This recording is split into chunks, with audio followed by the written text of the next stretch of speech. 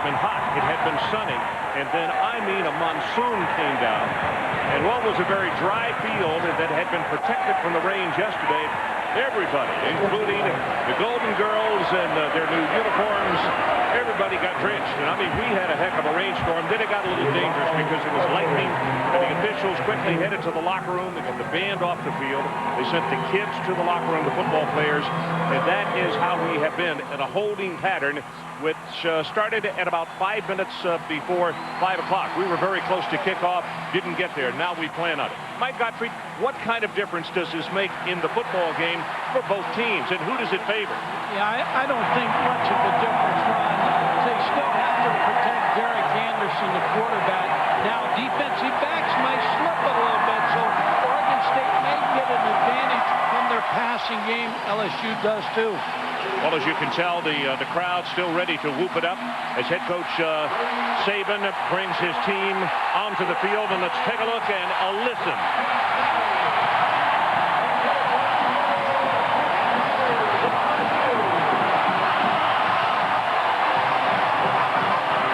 Mike, we talked about how many kids are returning on this football team.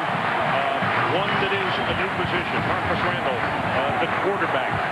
How difficult is it on him? And now Anderson is a veteran quarterback, and he's been a starter for a long time. For Marcus, wet conditions, wet football, a little bit more of a strain on him. Has to be a little bit more focus. He's waited 5 years. Another 40 minutes is not going to affect him.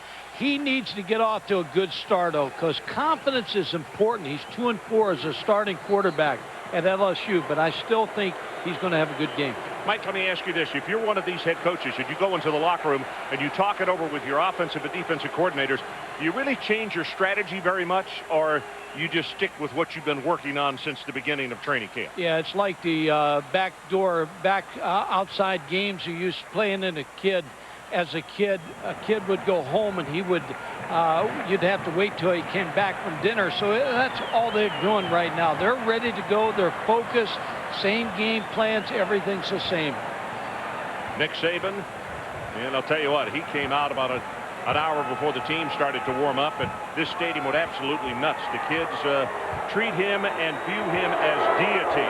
As you take a look across the way, Mike Riley and the Beavers of Oregon State as they take the field. And we saw several of their kids when they came out and the rains were beginning to start and they were pointing toward the sky and they were applauding like, yeah, hey, we played in this stuff many, many times up in the great Northwest, and it's not a new situation for us. Plus, they're Beavers. They like the water. Well, we got plenty of that here this evening.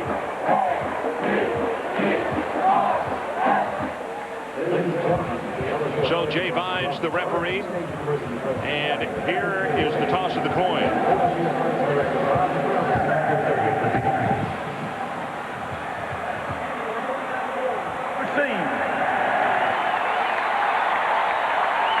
So LSU receives. I believe Oregon State did win the toss, and they deferred until the second half, which is exactly what the situation is. And Mike Riley, the fine young head coach for the Beavers of Oregon State.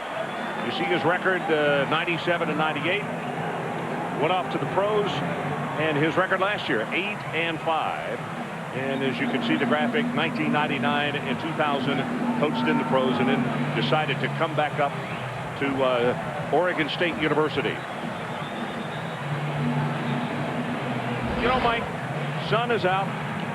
The youngsters from Oregon State had just gotten off the bus, and they came out, and you see there are three young men who decided to go out, and they started to dance on the Eye of the Tiger in the middle of the stadium. Well, in the far background, that's the student section of LSU. They took great exception to it. Now, I don't even know if the LSU team knows that that happened. It is not important. But I remember we conversed at the time, and sometimes you let a sleeping dog lie. You don't do anything to get them any more fired up than they already are. Not a good idea. Number 10, Joseph Adai, junior out of Houston Sharpstown, and Skylar Green, the two deep men. Cerna will kick it off for Oregon State. And we're about 50 minutes behind, but we're underway. High into the rain, short kick. And on the run, it is gathered at the 12 by Skylar Green. Fumbles the ball, return, I believe, let's see. Oregon State football at the 25. made the recovery. Wet field, wet ball. Oregon State's got tremendous field position. Just as he starts up the field, got a good hit. Just dropped the football. Chas Scott is the man who got the shoulder pad on it right there. Got an arm in and knocked it out. And let's see if the Oregon State Beavers can take advantage of the turnover on the opening kickoff of the LSU Tigers.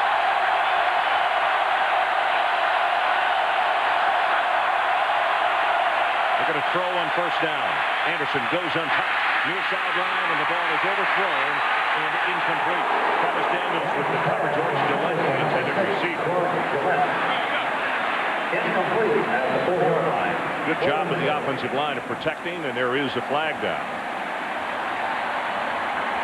Offensive pass interference against Oregon State. May have called it on George Gillette, number 6. See him come out of his break. Pushing, uses his hands against Travis Daniels.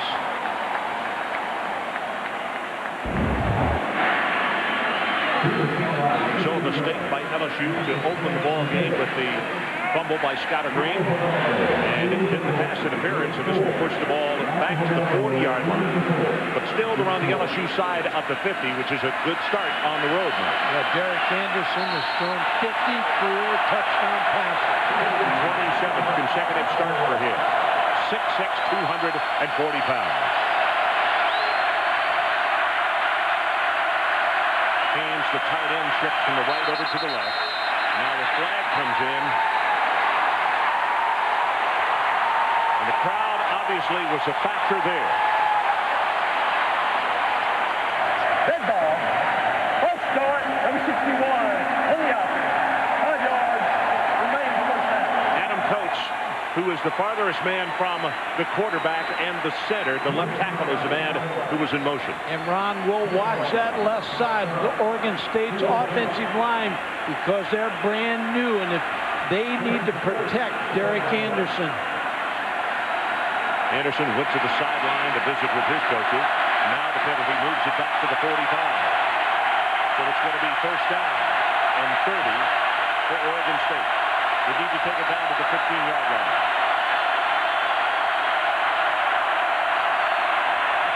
Flag comes from down deep, and they're going to be called for delay of game. Although the pass was thrown complete to Haas, they used too much time.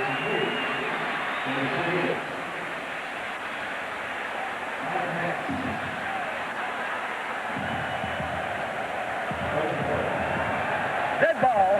Delay of game. Number 14 on the offense. 5 yards.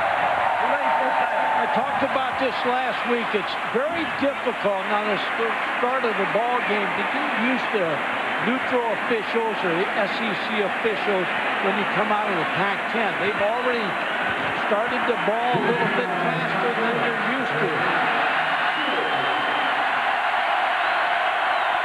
So already 3 penalties for 25 yards against the Beavers.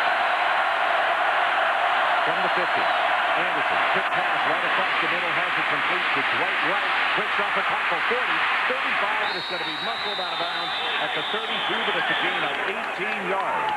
And tonight's starting lineup brought to you by Bridgestone. Dwight Wright, who just crossed the pass, is the tailback. Marcel Love is the slot back. Newton, the tight end. Gillette and Haas are the wide receivers. Up front with the offensive line, Coates, Linehan, Brock, Schuning, and Ninehouse. Two tight end alignment. Up with a gain of 18. Now it's second down at about 17. LSU showing blitz, but they stay at home. Pass to the short side of the field. That's complete to Haynes. The tight end's going to take it inside the 25, inside the 20, and it's going to be a gain now of 12. So 30 yards in the last 2 plays. Turner on the tackle. Defensively, Spears, Roten, Kyle Williams, and Melvin Oliver. The linebackers, Turner, who just made the tackle, he's the veteran. Cameron Vaughn, and Quale is a junior college transfer out of Dodge City. In the secondary, Webster and Travis Daniels may be as good a corners as college football has. Ron Landry is a very hard-nosed free safety. Jesse Daniels, the strong safety. Third down, they need to take it to the 15-yard line. Good job of protection again, and the pass is thrown complete and pushed out of bounds at the 11 is George Gillette. Now that is a smart job by Travis Daniels, because rather than trying to be over-aggressive and getting misfooting on that wet turf, he broke down and was there just to put a hat on him and push him. You bring up a good point, because the defense is at a disadvantage on a wet field, because you can't make a mistake, slip down, fall down. Travis Daniels did just that. The offense of Oregon State taking advantage of the defense right now. Might they have the first down? The ball was way back at the 50-yard line, and they took it inside the 15. First down, pressure is on. Pass is caught right over the middle at the 6-yard line, and that's where Joe Newton will be tackled. Nice defensive pressure. Landry coming up to help on the tackle. LSU trying to shake up Derek Anderson, bringing the blitz. You see the linebackers both coming right here. Can't get to Derek Anderson. And Joe Newton is 6'7". He's got to have a big game for Derek Anderson to win this football game. It was Kyle Williams who was applying pressure. Yeah, we watched video yesterday, Mike, review, and the tight ends, an integral part of this Oregon State offense, and you're right, they are huge. Second down from the 6-yard line, no score, but the Beavers are threatening. Straight in the pocket, Anderson drills the pass in the end zone, incomplete as it's knocked away. Thrown into triple coverage. Haynes Newton couldn't hold on to the football. One of the guys there again was Landry. Have not run the football yet. They're going to win this football game throwing it, catching it. There's no Steven Jackson. 25 touchdowns he scored last year. He's gone. Mike, Ron Landry came from the backside and reached in and stripped that ball. Otherwise, that would have been a touchdown. Third down, and they need to take it to the 1 to hold on to the football. Short drop, quick pass, end zone, touchdown, Oregon State. That's George Gillette. Boy, give credit to the offensive line. Coach Lenahan, Block, Shea, and Ninehouse. And I mean, they gave him the protection that he needed, and he drilled it for the 6 points. Pretty good quarterbacking, too. Derek Anderson, very impressive in that first drive. Taking up for all those penalties. Cerna comes in to attempt the extra point. Not real high. He hit the upright, and it bounces back onto the field of play. He misses it. Boy, the wet conditions take their toll on the first extra point of the night. So let's take a timeout. 12:08 to play, opening quarter. Oregon State on top first. So the Oregon State cheerleaders, they're not bothered by the wet weather here in Baton Rouge. They got a lot to cheer about. Their team came right down the field. And it looked as though, Mike, they were going to not take advantage of a very good situation. They got penalties from the 25 all the way back to the 50-yard line and still came back, picked up the first, and marched it on into score. LSU's speed on defense has been affected by this wet field. Yeah. They're not as fast. They're tentative on moving in the secondary. Skylar Green along with Joseph Adai, the two deep men, trying to fix it off. Very high, and again it's short. It's going to come to Adai at the 15. Joe Adai back into the middle, across the 25 to the 26. And let's check down on the sideline with Aaron Andrews. Aaron. Hi, Ron. Well, I spoke to head coach Mike Riley of Oregon State as he was walking out from the locker room. He said they kept it very calm in there during the rain delay. He also said, thank goodness for the rain because it's cooled off considerably. He said the team has practiced some wet ball drills during the summer. The unfortunate thing is it was never muddy when they practiced it, so that could be interesting for Oregon State. Ron? Well, they'll get an opportunity tonight, Aaron, because it's wet and it is muddy. Straight ahead with a handoff, and hit immediately Justin Vincent as Keith Ellison comes from his strong linebacking side. And the starting lineups brought to you by Bridgestone. Vincent and Steltz in the backfield. David Jones, the tight end. Bo and Scott Green, the wide receivers. Scott Green not 100%. He's got a high ankle sprain, which we'll talk more about. Whitworth and Wilkerson, both All-American preseason candidates. Will Arnold is the new face, the guy at left guard. Liz Wanger and Nate Livings on the right side at guard and at tackle. And there he is, Marcus Randall, a 5-year senior. But the first time that it's been his ball club. Ball is thrown, and it is intercepted. Picked off by Pescatelli as the ball was tipped. And the pressure from Joe Lemma is what caused it to happen. And hang on, the Tiger defense is going to have to batten the hatches because right now the Beavers trying to blow this thing open early. Never should have thrown this football. You talked about the pressure from Joe Lemma. Pescatelli sitting on the route right here, and he throws it wide. David Jones was the intended target, but Marcus Randall, that's not what you want to get him off to a good, confident start to happen. First, they took it over at the 25 of LSU. After this turnover, they get it at the 23. And Anderson to throw on first down right over the middle. Well overthrown on that one. In fact, the closest person to it was Corey Webster, the cornerback on the far side. I think Anthony Wheat Brown might have been the intended receiver. Ron, I talked to Derek Anderson before the game, and he talked about he's from Scappoose, Oregon. He said, I asked him, how big is Scappoose, Oregon? He said, as big as that student body, pointing to the side of the stadium. So not a big town, but I'll tell you, he was ready to go. Only needs one touchdown pass to become second on the all-time list for the Beavers. They go with Wright. Straight ahead. He'll take it for a couple of yards, maybe 3 to the 20. Tripped up by Kyle Williams. The run will only be used as a weapon to keep and set up the passing game. If they're going to win this football game, they're going to win it through the air. I think that is their first run. Scrimmage. First run. Marcel Lott comes into the lineup, number 16. Keep an eye on him. Speedster out of San Francisco Community College.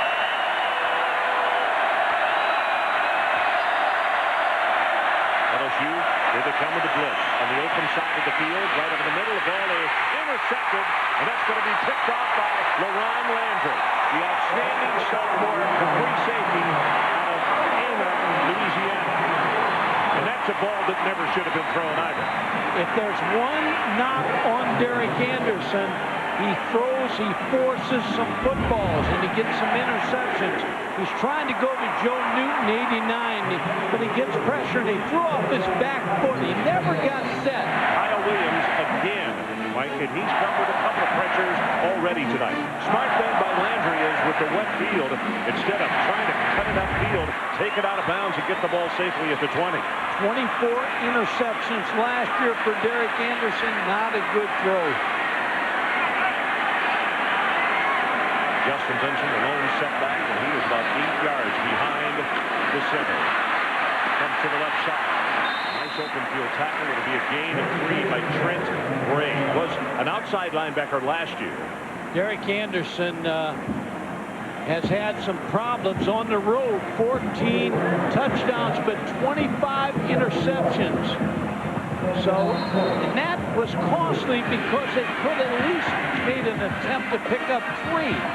No, you're right, Mike. I mean, that's a situation where you just have to throw it away. Yeah, throw it away. Don't get greedy because you've got the home team on the ropes. At least make it a 10-point lead. Don't lose everything. Flag is down. I believe the left guard, Will Arnold, that came out of his stance before the ball was snapped.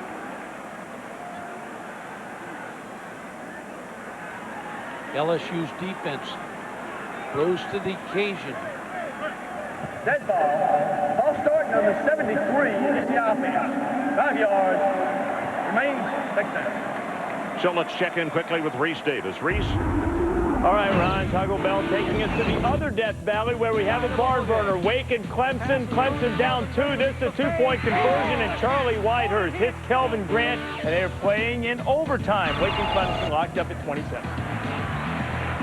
Wow, he just took it away from him right over the top. Some kind of ball game up at Clemson, South Carolina today. Joseph Adai comes in the ball game, but he's at wide receiver, not a tailback. They roll from the shotgun. Pass thrown, got him complete, and knocked out of bounds at the 34-yard line. And that is Wayne Gall who makes the catch, gain of 15. And the initial first down of the night for the Tigers. Lemma, Seeger, Sir Henry Anderson, and Bill Swancutt. The down for Bill Swancutt, an outstanding player. Many people have him on their all-conference list.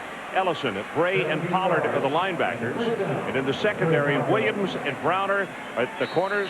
Musin, the free safety, and the strong safety is Sabby Piscatelli, who had the pickoff earlier on.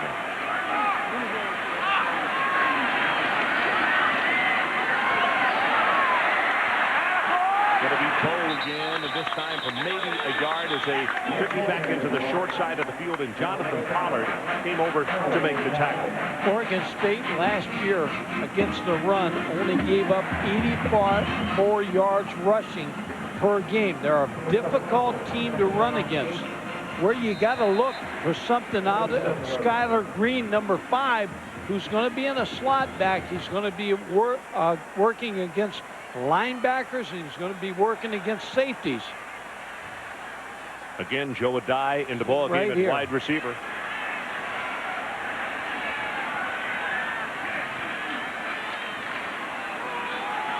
And the ball comes to Adai.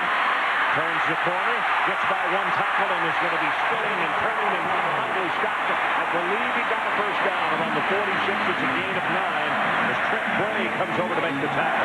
So they've used Adai already, wide receiver, and now the tailback.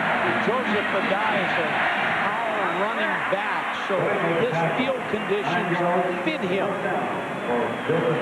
Mike, you know what he was in high school? At Sharpstown High School in Houston, he was an option quarterback. And the coaches have raved about his effort during training camp because they took him from tailback to wide receiver, and they said he's worked really hard and hasn't complained a bit. He just wants to play. Justin Benson comes back to the tailback. Randall drills this one too high, had the man open at the 40. That's Dwayne Bowe, but it'll go incomplete. Well, you can only think about Marcus Randall. His mom and brother told him, hey, you know, just have patience. Your time will come. Good things come to those who wait. And he's waited 5 years for this opportunity. You know he's a little nervous. He wants to go, and he wants to make things happen. Well, he was the roommate with Matt Mock last year. And I'm sure he learned a lot there, even though he was not the starter. But in talking with Matt, who was the starter on this ball club for the last 2 years until injury took him away down at Florida year before last. Benson, nice job of containment, and the tackle behind the line of scrimmage. Oregon State, Musin, the free safety, and let's check back for Reese Davis. All right, Ron, let's check in now on Rutgers and Michigan State. Rutgers with a 5-point lead. Michigan State, its last chance. Damon Dowdell, Eric Knott has to get the first down to keep the drive alive, and he does not. Fumbled the ball, but he wasn't close to the stick. Rutgers wins it by 5. Okay, Reese, shocker right there.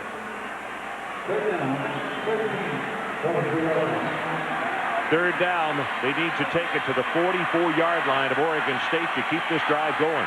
And again from the shotgun for Marcus Randall. Flag goes down, wide receiver on the near side, left too quickly. Ball is caught, he breaks out of a tackle. Ball is going to take it the distance, and it'll have to come back. I believe he is the man who jumped too quickly, and it's going to be a 57-yard touchdown. Well, I think it may have been Joseph Adai that moved too fast, too. We'll see who it is.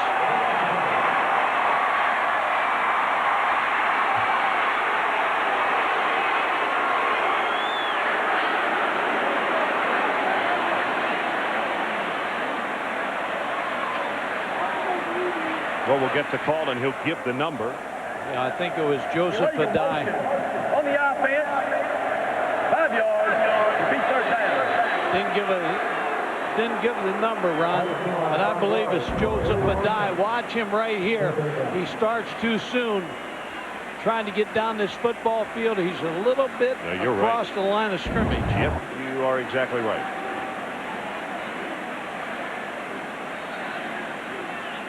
Boy, so a beauty. 57 yards, comes back.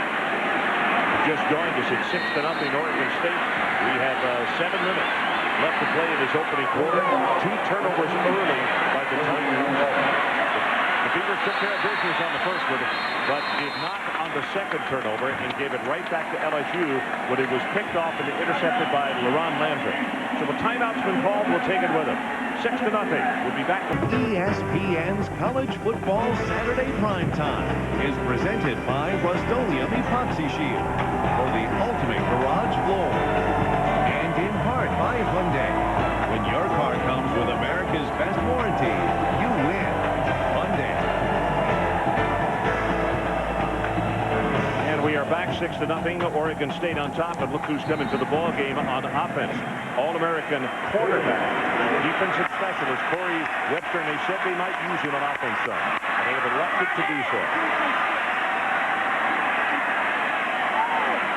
Third down.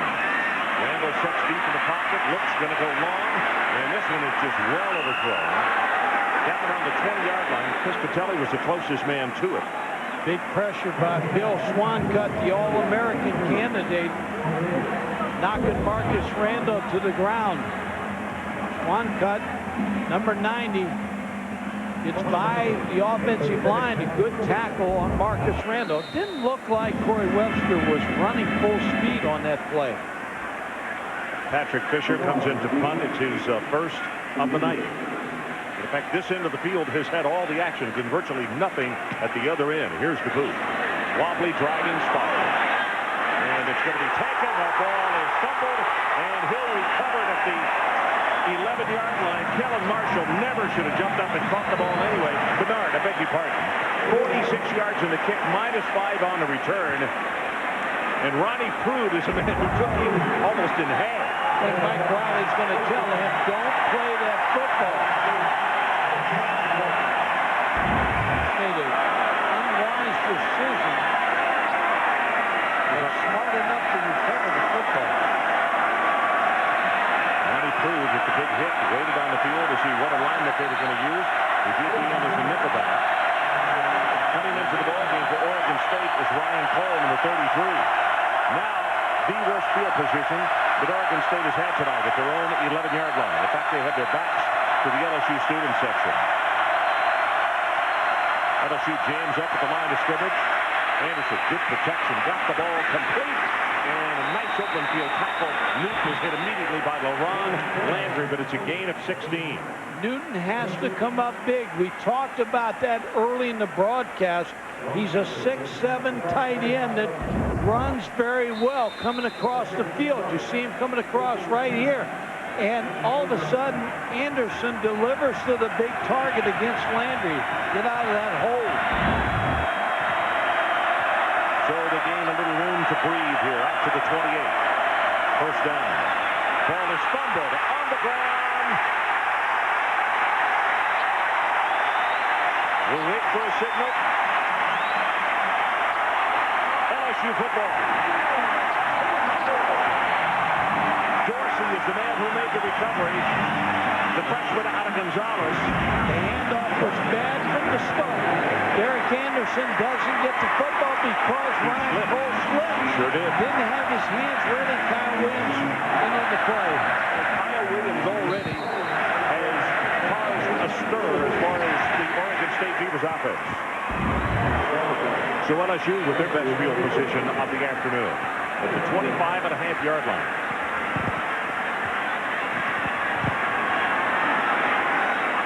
Benson again with a very deep set of tailback, 8 yards off the ball.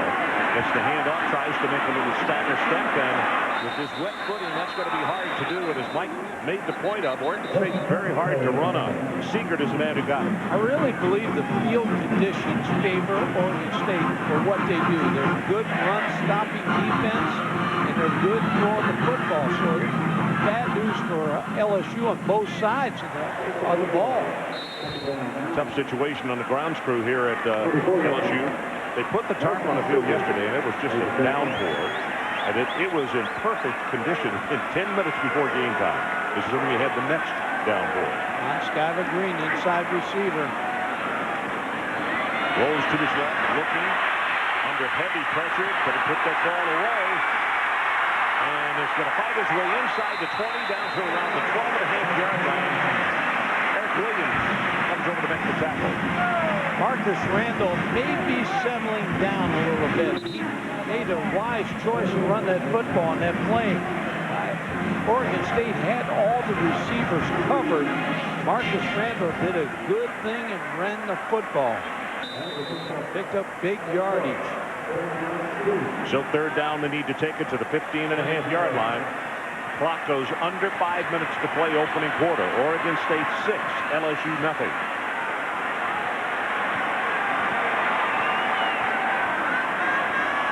Randall from a shotgun. And it'll pitch it back inside to Skyler Green. Going to be hit behind the line of scrimmage. And how about the play by Bill Swanson? You see why he's on all conference and many All-American lists. And folks, we visited with the kid this past week. No nonsense. He just wants to play and contribute. Ron, he's an All-American football player. He said the left coast teams don't get this. They get the shaft, and he's going to make sure they don't get it. But he plays relentlessly. And the coach has said he's a playmaker, and he made one right there. Jackson with a 41-yard attempt. Hit this one way too deep. Almost like you ground your club in golf, and that one is going to be wide to the right and no good, so we'll take a timeout. Tigers get a turnover, but cannot do anything.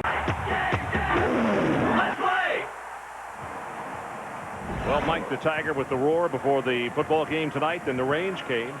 And right now, the team that's done all the roaring has been Oregon State. They lead at 6-0 with 4:05 to play in the opening quarter.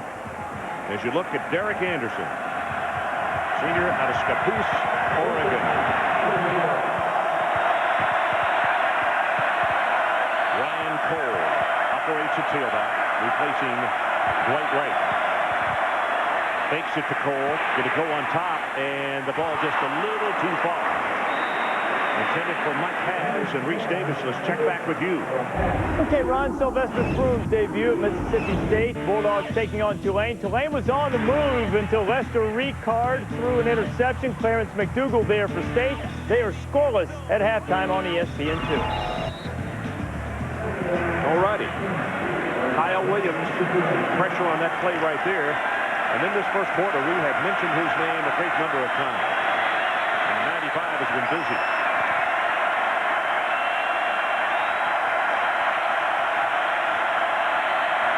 Second and 10. Anderson, 5-step drop. Ball is intercepted and dropped. Wow, Ronnie Brood, after making the big hit on the special teams, had an opportunity to make an even bigger hit, and he dropped the football. Ron, that was 6. Ronnie Brood is not going to get a better interception opportunity this season. Threw it right to him. Again, another mistake by Derek Anderson. Sometimes he wants to force the ball in there when it's not there.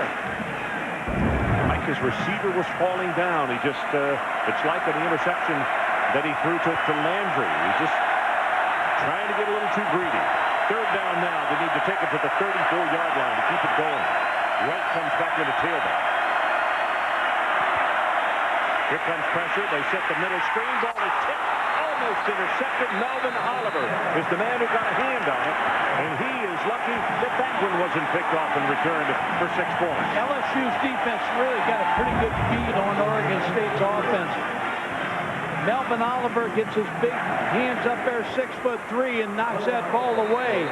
That was Pittman who almost came up with the interception. The tape where this ball was tipped, if he had caught it, he was in a position to take it in and score. LSU very good on special teams. Gets the kick away. And miraculously, he got it away, and the ball goes out of bounds, and it's not very far. That's 25 yards in the boot.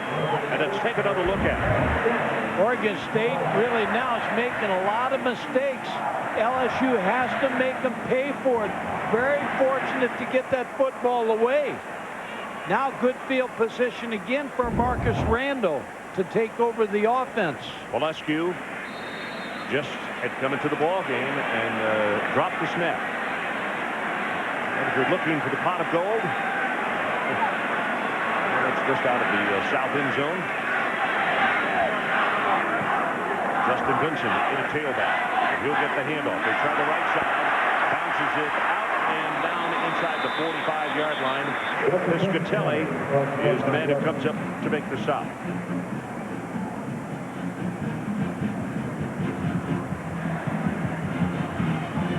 Now the miscues by LSU. They fumbled the opening kickoff, led to 6 points by Oregon State. Motion penalty negated a 57-yard touchdown and then missed a 31-yard field goal. Early Doucette comes into the ballgame, an outstanding freshman from St. Martinville, Louisiana. Wears number 9. Benson with a pitch. Hurdles one man. Whoa, does he get met and sent backwards by Trent Bray, the middle linebacker. And that's going to be a loss of about 3 yards. One thing I see right now, when LSU's in the 2-back set, 9 people around the line of scrimmage. Difficult to run against that. Oregon State solid on run defense. Got to throw the football. Still waiting for number 5, Skylar Green, to get off here. Joe Adai comes back into the lineup, number 10. LSU on third down conversions. They are 0 of 2.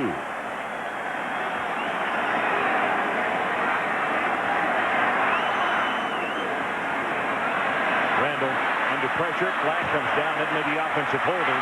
Going to run, and he's tackled at the 41-yard line by Corbin.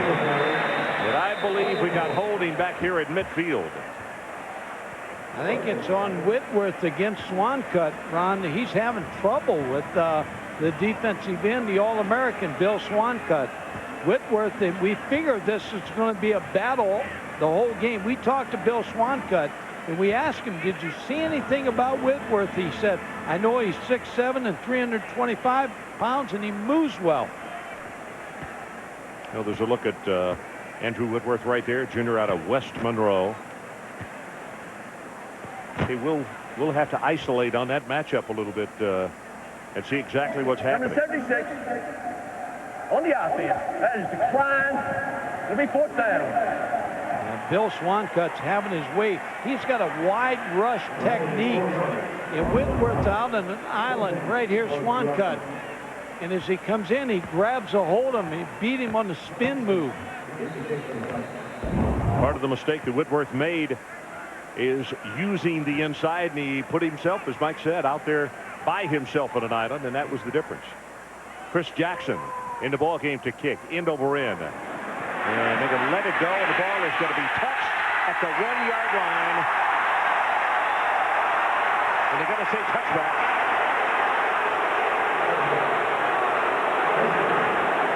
You may see a different guy returning punts the next punt.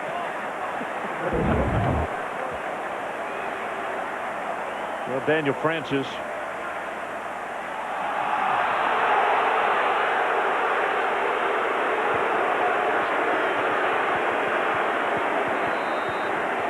He saw his foot on the end zone before he got rid of the football.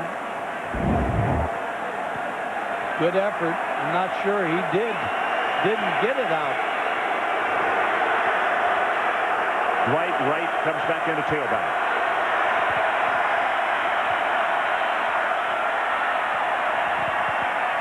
Anderson throws it complete. Tackled immediately is Dan Haynes. And I tell you, the tight ends have been very busy tonight for Oregon State. Ron Franklin, Mike Gottfried, and Aaron Andrews coming to you from the jam-packed Baton Rouge, Louisiana Tiger Stadium. Well, actually, I need to be correct. We're about 10 short of capacity because about 10 people got arrested for running out of the field during the rainstorm, and the police were out there lining them up and getting them into the paddy wagon. Something in the water is what they put the water in. Pass out in the flat again. We got it to the tight end. This time it's going to be Haynes. And let's see if he got the first down. He's very close at the 29-yard line. Jesse Daniels out there to make the stop. Oregon State staying with their game plan. Paul Chryst, the offensive coordinator, using the pass to set up everything else. Haynes now with 3 catches for 21. And you know the receiver I thought would be a big factor too is Mike Haas, number 28. Over here. to see if they get him involved here. Third down and short, though. Well, they are going to throw. Right over the middle, got it complete. And that's going to be to George Gilbert. Or George Gillette, I beg your pardon. That's the respect the Beavers have for the Tiger defense, because 2 yards or less, they're going to throw the football. But that's their offense. They're riding the shoulders and the arm of Derek Anderson, the 6'6" senior. E.J. Qualley, strong side linebacker, comes out of the lineup. And Ronnie Krug comes in as the 5th defensive back for the Tigers. 1st and 10 from their own 35. Pass overthrown because the receiver slipped down at the 41-yard line. It was Joe Newton who they were throwing it to. Derek Anderson threw almost 500 yards against USC's defense last season. So he's played against very fine football teams. LSU's defense every bit as good as USC's defense, but having problems slipping on this field. Well, they stack the wide receivers out to the left.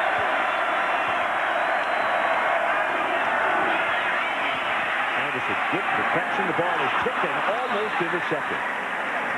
It's Travis Daniels who had a hand on it.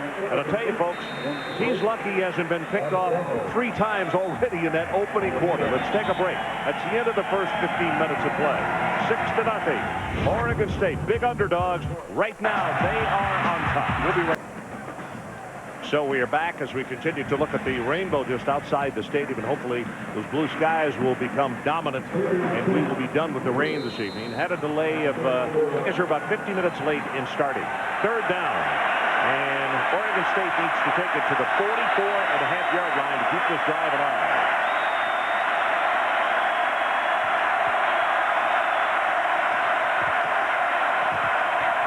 LSU's got 6 defensive backs in the ball here.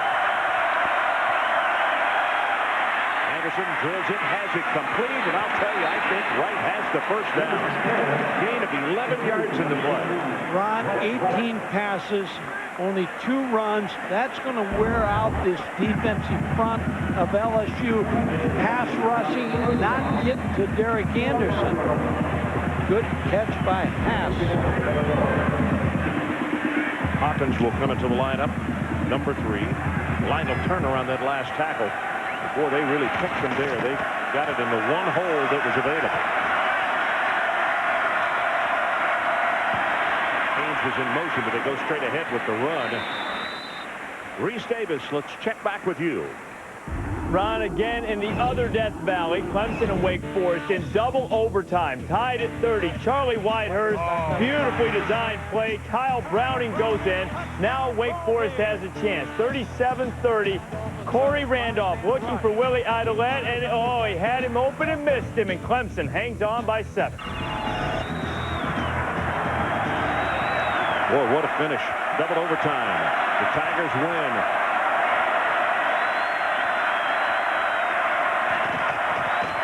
Second down. Short drop again. The ball is thrown complete at the 45. Corey Webster was all over him, but Haas held on to the football. Not quite enough for the first down, so they're going to have a 3rd down at about 1. Haas is a former walk-on and earned a scholarship last year in preseason camp. Great catch. Low ball away from Corey Webster. Well thrown by Derek Anderson. He had over 1,000 yards last year. Very powerful young man. Here's where they may have problems right here, running for 1 yard. LSU jams the line of scrimmage. They go straight ahead, and they're going to have the first down as he plows his way to around the 43.5-yard line. Turner on the stop, and Aaron Andrews down on the sideline with a famous LSU graduate. Who you got? That's right, Ron. I'm here right now with Shaquille O'Neal. Shaq, what is one of your greatest memories here in Baton Rouge? Actually, one of my greatest moments when I was on my recruitment. I sat in that end zone over there and announced my name, and the crowd went crazy. That's why I decided to come to LSU. Well, I see you wearing the national championship football hat right now. Did you ever have thoughts of putting some pads on and playing out here for the Tigers? I'm not that good, no. But congratulations, Nick Saban and the city of Baton Rouge. They deserve it. All right, stand by. So the sack, he's going to be stopped. That's the first time they've gotten to him at the 50. Aaron, let's go back to you. Continue your conversation with Shaq. All right, well, Shaq, you're looking pretty slim. I know a lot of women would like to know what your secret is getting ready to play for the Miami Heat. What are you, on the South Beach diet or something? I don't have a secret. I'm just sexy. Before you go, Hurricane France is down there in South Florida. How's your house holding up? My house is pretty good. I just want to wish everybody luck. Hopefully no one gets injured or hurt. And I wish everybody well. Shaq, thanks so much. Thank you. Ron, take it away. Okay, thanks very much, Aaron. Shaquille O'Neal played basketball here, of course. Came back and got his degree a couple of years ago, maybe 3. Anderson's pass, and that one is going to be caught at the 43-yard line. And it's Haas who was on the receiving end. Corey Webster had the cover on him, and Haas did the only thing he could do, kind of plane out to make the catch. Really, Haas is an excellent receiver, getting open, using his body, and makes that catch. Last year, he averaged 23 yards per catch, had 44 receptions. He's a go-to guy for Derek Anderson. Well, somebody needs to be right now because it's 3rd down. They need to take it to the 33.5-yard line. Anderson, good protection, right over the middle, and he threw it too hard and maybe behind Mike Haas. Boy, he'd like to have that one back, Ron, because he got great protection, and Haas came open late. Here's the protection. Nobody gets to him. He overthrows his football. He knows he made a mistake, because if Haas catches that football, he's off and running. Valescu in for his 2nd punt of the afternoon.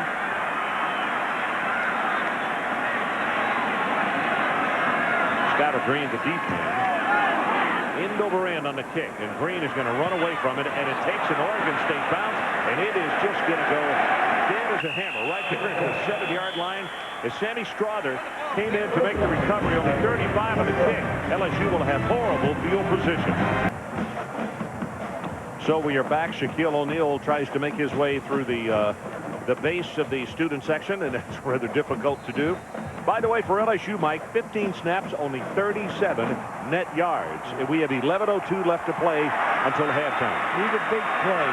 Oregon State's defense not going to give you the big play. Benson comes to the right side, and again, Oregon State has been really impressive with their tackling. Here's a reminder, Show Your Spirit Day of September the 7th. Wear your favorite team's apparel to work. In exchange, each participant can make a $5 donation or more to the Bee Foundation to benefit cancer research. Anyone can participate. For more details, log on to www.jimmyb.org. Spent some time up with him at ESPN. He's a guy with tremendous enthusiasm for life. Great basketball coach. Huge underdog won a national championship over the Houston Cougars out in Albuquerque. Play action. Randall throws the ball low and behind the receiver, and he gets Skyler Green in trouble, and instead of even at the line of scrimmage, they're going to be knocked down for a loss. As Piscatelli was all over it. Yeah, Piscatelli is the fastest guy on this football team for Oregon State. He throws fast on Skyler Green. Skyler Green really doesn't have an opportunity to run this football. Mike, and Marcus Randall, when he gets in a hurry, the point of the football is down, and it makes it a more difficult ball to catch. Bobbled it on that play. 2 turnovers each. You see total yards in this one, Oregon State 105-39 for LSU. Backside pressure. Randall now delivers it. Has a man there, and I tell you, they had to play defensive back as Williams was there. And Joe Dodd actually knocked the ball down. One thing about these two corners for Oregon State, Eric Williams and Brandon Browner, they'll challenge him. Eric Williams does a great job on this play. Getting past the die to help deflect that football. You see what the die did, though? He was knocking it down because he knew he couldn't catch it. Patrick Fisher, redshirt freshman out of Hyattsville, Maryland. His 2nd punt of the night, his first 46 yards. Okay, you have to get it up because you don't get much roll on this soggy turf.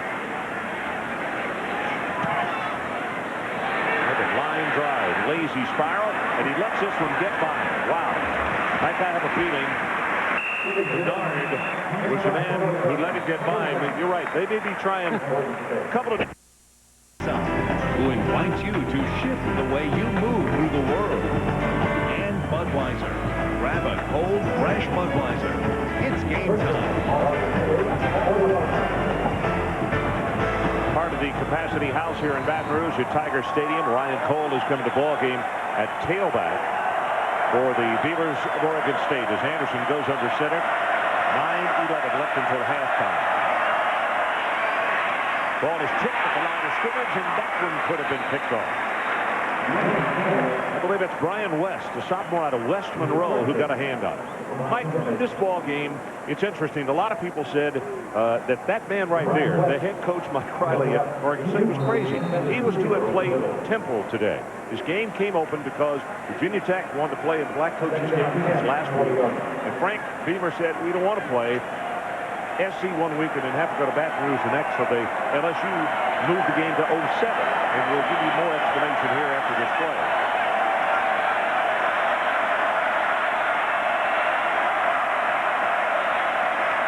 Anderson, again, right over the middle, has it complete, and that is to Wheatball. The point is, everybody was shocked when Coach Riley said, hey, we'll go down there and play in Baton Rouge. People said, you're crazy. But I'll tell you, he has used this as a total positive, and right now it's really going in his direction. It really is. Now, Temple got beat badly today, and that game was supposed to be at Oregon State, but Mike Riley, as a head coach, Ron, is loose as a goose. He enjoys coaching. He enjoys the sideline. He made this decision. He had helped him in recruiting. It helped him in his fans, and they're excited about it. Plus, he gets a big paycheck. Well, they made the first down, and this is what Mike's talking about. The paycheck, a payday is $1 million.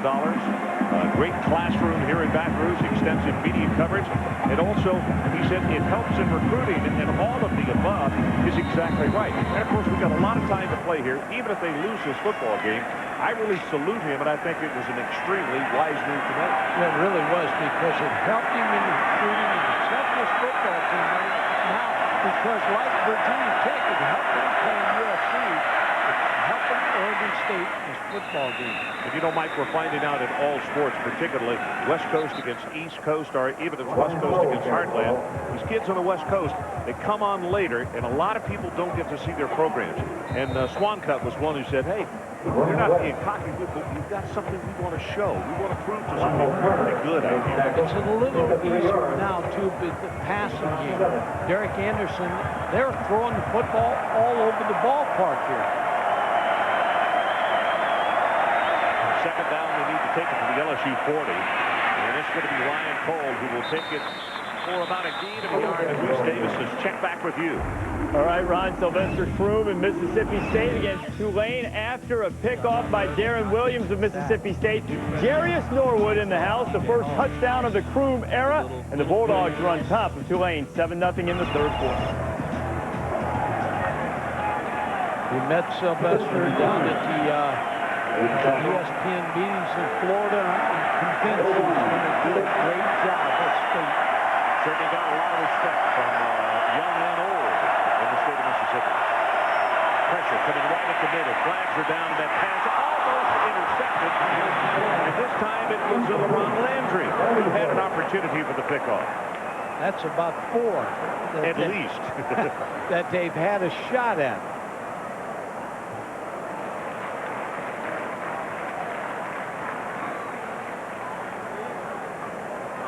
Got to turn this down. On number 28, the offense decline. 4th down. Of course, the punt. Oregon State happy with the fact that they're going to pin LSU back. So it means Scott Green will go back deep at the 10-yard line. And Valescu will be waiting for the snap back at his own 40-yard line. Scott Green with a high ankle sprain in a scrimmage a week ago. And he's really done a masterful job of picking cover. Hot kick he runs away from. And it bounces. Is it going to get in the end zone? Yes, it did, but I mean just barely. 46 yards on the kick, and we'll take a timeout. 7:09 remaining until intermission, and it's still 6-0. So we're back. 7:09 left until halftime. 6-0. Oregon State on top. And as we mentioned, heavy underdogs in this one. They're coming to Baton Rouge and play. First and 10 for the Tigers for their own 20. Benson again lines up the tailback.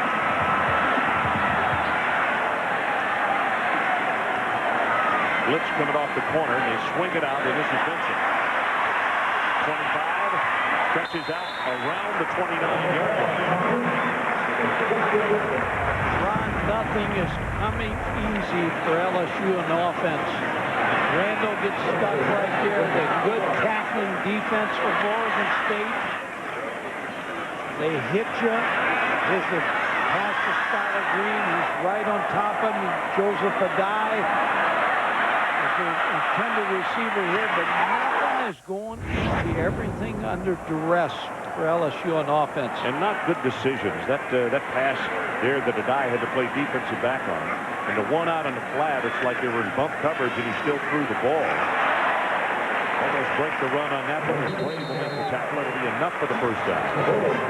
Bray, we have an officially 6 tackles on him. On the backup quarterback is DeMarcus Russell from Mobile, Alabama. And he is not ready. I can tell you that watching him in practice. He's going to be a great player. Nick Saban said, I want to get him in early in the season. Not necessarily in this football game, but I got to get him some playing time. So it's a first down for the Tigers. As now they scrimmage from their own 34, and that's going to be, you better get after that. That ball is going behind him. And I'm going to be anxious to see if they bring this back to the line of scrimmage, because it sure looked like it was a backwards pass. I think he's going back to the line of scrimmage.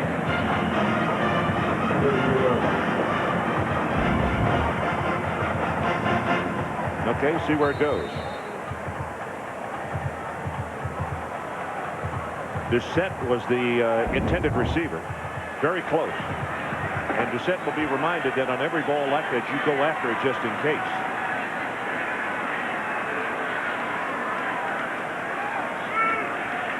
Here comes pressure. They set up the screen, and he just throws it away. Smart move by Marcus Randall, because they were all over that play. Seegert, you're supposed to allow the defensive lineman through, but Seegert was maybe a little closer than he was supposed to be. Yeah, they had a twist going on, but they locked up man for man, and sometimes when you get a man coverage against the screen, that's not a good way to do it. QB comparison. Randall 3 of 9, 26 yards. LSU 0 of 4, third down conversion.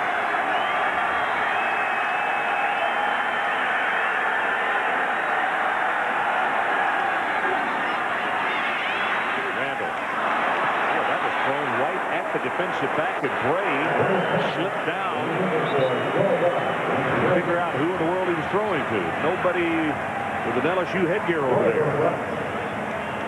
Ron, when you have good corners like Eric Williams and Brandon Browner, you can do a lot of things in coverage. They are outstanding corners. Fisher to kick it away. And Bernard is the deep man for Oregon State. Off the side of his foot. Wow. The special teams play tonight has been ugly. 12 yards on the kick. Coming up next on ESPN, it is Notre Dame taking on BYU, and that game is in Provo. Fighting Irish opening the season against the Cougars of Brigham Young. See the education of quarterback Brady Quinn of Notre Dame. 9 touchdown passes last year, 15 interceptions. I expect him to be a lot better with the year's experience. Great break. How many times? This is what, 3 times that Oregon State has taken the ball over on the LSU side of the 50-yard line. finally hemmed up after a gain of about 5 to around the 41-yard line. Ron Franklin, Mike Godfrey, and Aaron Andrews coming to you from Tiger Stadium in Baton Rouge, Louisiana. Number 3 ranked LSU not off to a good start. They fumbled the opening kickoff and gave it to the Beavers at the 25. Beavers wound up scoring on that drive, made it 6-0, missing extra point. I tell you, they came right back and got an interception or another fumble. And because quarterback Anderson got a little bit greedy, threw a pass interception, so they run it to no point. And that's how we stand at 6-0. Running play is going to be a couple of yards short. Melvin Oliver puts a stop on Dwight Wright. I'm going to say it again. The field conditions definitely have hurt LSU more than Oregon State. Explain why. The speed. The one thing I was impressed with more than anything else in practice was the ability of all the defensive linemen, linebackers, secondary to run. They're a fast defense. They slow down because of the field conditions. They need to take this one to the 35-yard line. It's 3rd down. LSU shows blitz. And now here come flags in. And I think that maybe Oregon State might have had a delay of game. Dead ball. False start. Nope, false start. Beg your pardon. 5 yards. Remains 3rd down. Reese Davis, let's check back with you. Okay, Ron, and we'll check in once again in Starkville, Tulane, and Mississippi State. Bullies up 7-0. Omar, Connor, Eric Butler, Sylvester Croom's team on top 14-0 in the 3rd.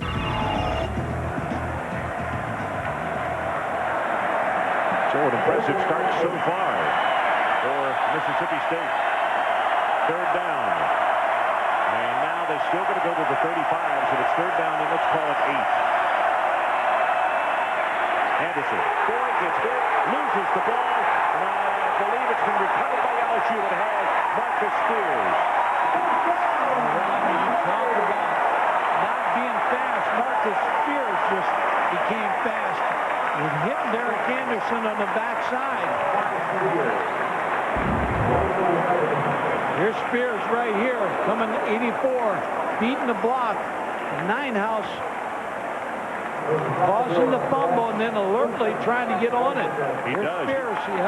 Beat the block to the tackle, and we talked about they have to protect Derek Anderson because the pass is the weapon. Surprising that Anderson did not feel that ball since it was in his face. So LSU now with the 1st and 10 at their own 47. Randall, play action, got a man wide open if he can get it to him, and that ball is overthrown. I mean, early Doucette had 2 steps on the defensive back when he broke back toward the post. Early Doucette is going to break to the outside and then inside. He got Mitch Musin turned. Wouldn't have just threw it over his hands. We got a flag down, and I'm not sure it would have mattered. I think we got another holding call on Woodward. Randall is so anxious. And hold number 76 on the offense. 10 yards from the previous block. The big 1st down. Well, Swancut has given him fits. Oh, he really is. And the offensive line of LSU is a strength. Whitworth, 6'7", 325-pound junior, and Ben Wilkerson, the center, 6'4", 297, are All-American candidates. Swancut is bringing his A game, which he always brings to the table. Start to say that's the thing that the coaches say that they love about him.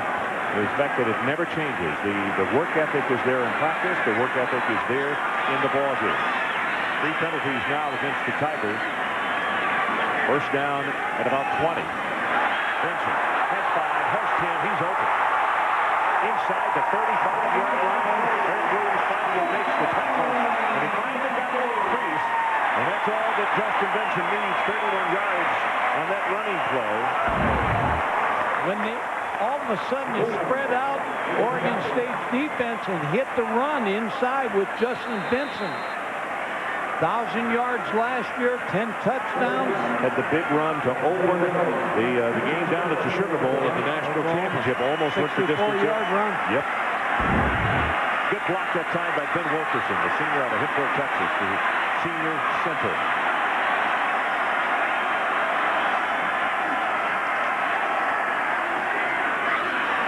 Jackson this time hit behind the line of scrimmage, and that is a dandy play by Jeff Van Orso, a redshirt freshman from Las Vegas. That's a pretty good job there. He comes in replacing Swancut, who gets a breather, and he winds up with a tackle for a loss. Yeah, it's real important depth-wise for the Beavers because they don't have a lot of defensive linemen. Swancut, most of the time, is going to play the whole game. Will Arnold, who was the newcomer on that offensive line at guard, a redshirt freshman, number 73, is just hobbled off the field, and we'll try to get a report on him. Terrell McGill comes in replacing him. That pass is complete out in the far flat. Craig Davis makes him down, and is going to be pushed out at the 25-yard line. Jimbo Fisher, the offensive coordinator, talked about Marcus Randall, and he said once he knew he was the guy, he studied more film, prepared himself to go in this football game. And you talked about fifth-year guy, been around this program a lot of practices. He knows the offense. So as we saw them checking over Arnold on the sideline, Shane Ganger tried to get things squared away on the far side. Joe Adai has checked in, number 10. And he is out to the right. I don't know if somebody took off running or what, but it's they messed up the chain, and they were trying to get them down and keep somebody from getting hurt when the play came in their direction. And that's the reason for the delay right here. Okay, we're set to go. Third down. They need about 3.5 yards. Tigers have not converted a third down situation tonight.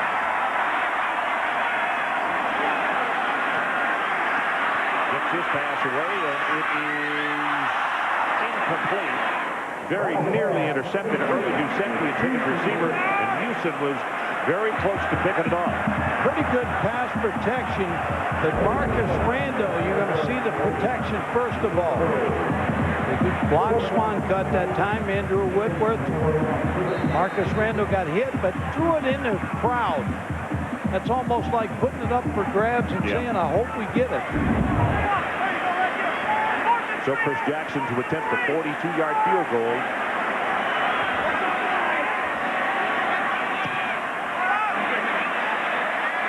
Got enough leg on this one, but again, wide right. Some of the crowd getting a little anxious. A few scattered boos there. 2 minutes and 38 seconds left until the halftime. Still 6-0, Oregon State. Well, 6-0, 2:38 left until halftime. You can see some of those threatening skies off in the distance. If you have joined us late, we had quite a deluge here. In fact, the game is held up for close to 50 minutes. That's how late we were getting started because of thunder, lightning, and heavy rain. And situation, Oregon State has taken care of business. The LSU Tigers have not so far. Anderson, 13 of 24, one interception for 115 yards and one touchdown.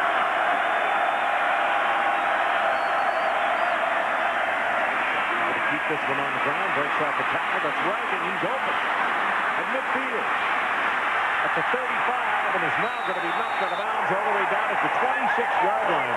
Jesse Daniels makes the stop, and it's a 49-yard run. Ron, I think there was a trap up inside with the guard pulled, and they trapped. Let's see. No zone play that they broke backside. Dwight Wright just shows great speed and runs away from Corey Webster. That's a career long run.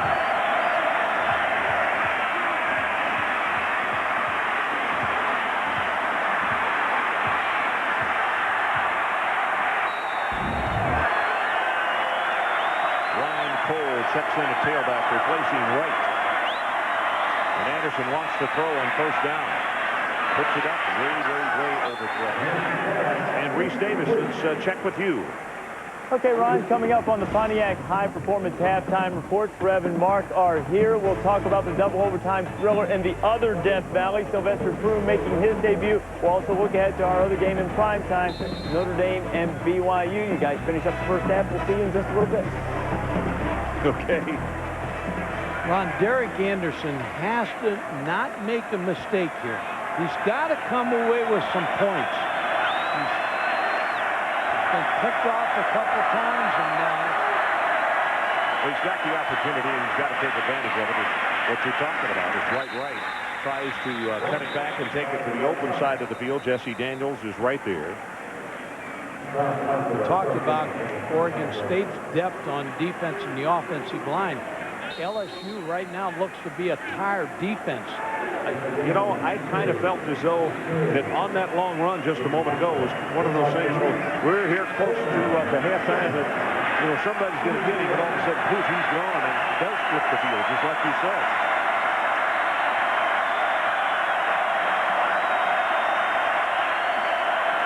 Tigers show blitz. They come right up the middle, and the pass incomplete. Mel Oliver coming with pressure. In fact, they dropped Marcus Spears off into coverage.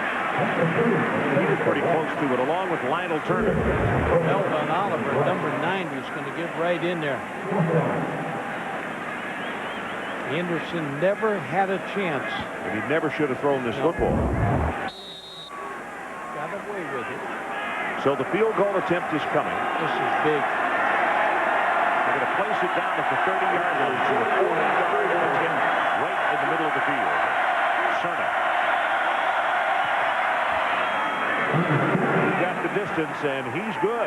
1:35 left until halftime, and our new score, Oregon State 9-0. So we are back in Baton Rouge, 9-0 now. Oregon State, huge underdogs in this ballgame. And Mike, this does just wonders for them as far as going in at intermission time. It really does, Ron. Derek Anderson's feeling good about himself. LSU really needs a big special teams kickoff return here. They got to get on the board here before half. They need the special teams to help them. And Scott Green, one of the deep men back there, along with the Joe Dye.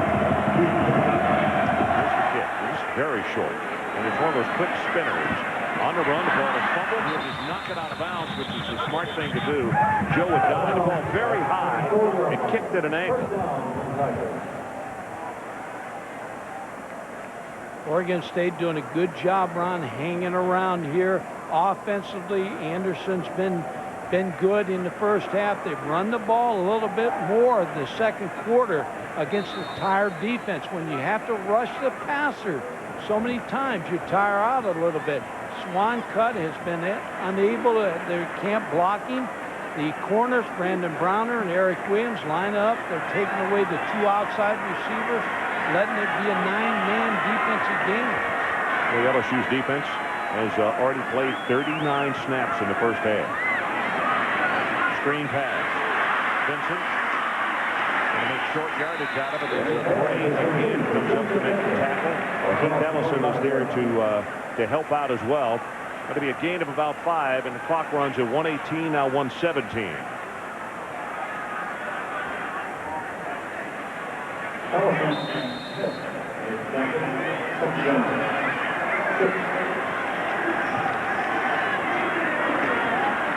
Randall, pressure is on, and he just throws this one away. Smattering of boos, and they forgot the national championship already. But Marcus Randall, when you sit around a program for 5 years and you wait your turn, you have to have some good things happen to you. I like the way he practiced, though. He practiced hard. He looked like he was confident. But Oregon State's defense has done a great job of boxing up this offense. Third down, they need to take it to the 34.5-yard line to keep this one going. And this pass right here going to be overthrown, way overthrown. And see, the more he moves, his teammates, doubt enters into this in the playing field. You got to give a guy more time than this. Marcus Randall can get the job done. Just needs to settle down, needs some help.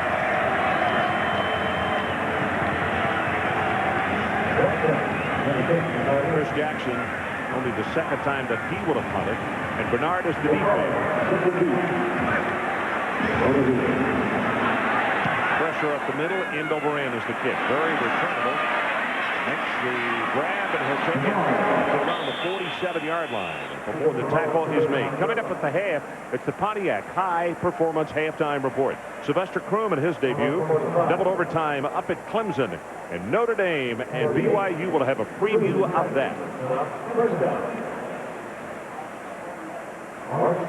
Oregon State, 44 seconds, 3 timeouts. A lot of time for a passing team.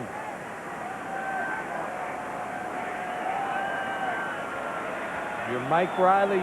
Do you take a chance on throwing the ball down the field here? His quarterback is a cat with not 9 lives anymore. He should have had 4 picked off, so I'm not sure I would gamble, no. He's buying your strategy. The tackle is made. Inbounds by Corey Webster. I think Mike Riley is doing exactly Smart like play. Ron Rankin said. He's relaxed right now. He's got the lead. He's up by 2 scores. He's going to take it to the locker room and talk it over. See what he just said. He gave him Go to the locker room. hands flat there, and he said, fellows, let's head to the locker room, talk it over. We've got a 9-0 lead in a ball game that everyone told us we were crazy to play.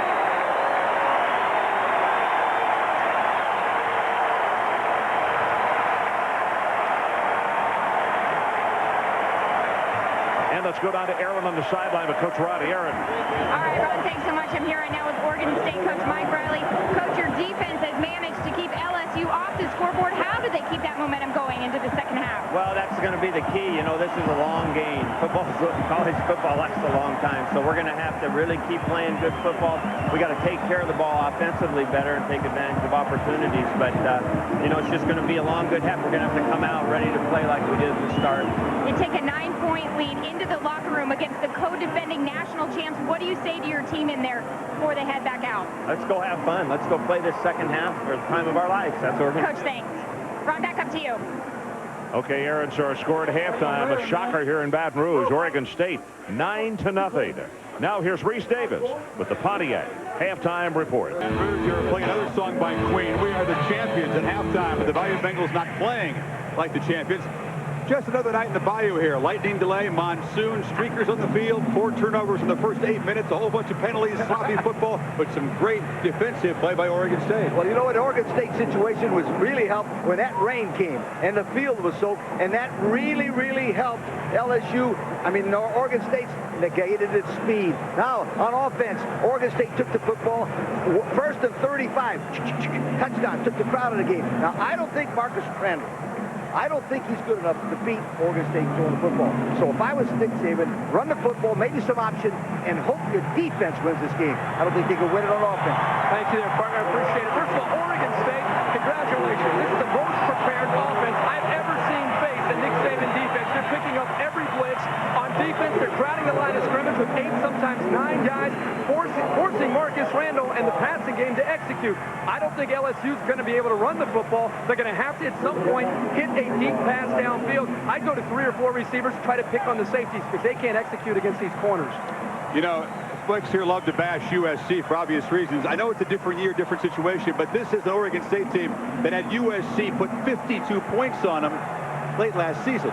Something for the LSU fans to think of. This would be a landmark win for the Pac-10 if they can finish the job. Back up to Ron and Mike. Okay, gentlemen, thanks very much. Some interesting observations there. I was just standing here thinking, Mike Godfrey, that if Coach Saban gave a grade to each of his teams in the first half, special teams, F, offense, maybe an F-, and defense, probably a B, maybe a B-.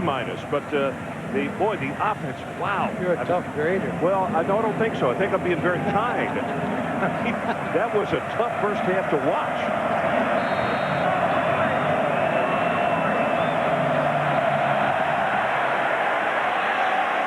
Line drive, and it's going to roll into the end zone, and they will take it over at the 20-yard line. So, Mike, halftime.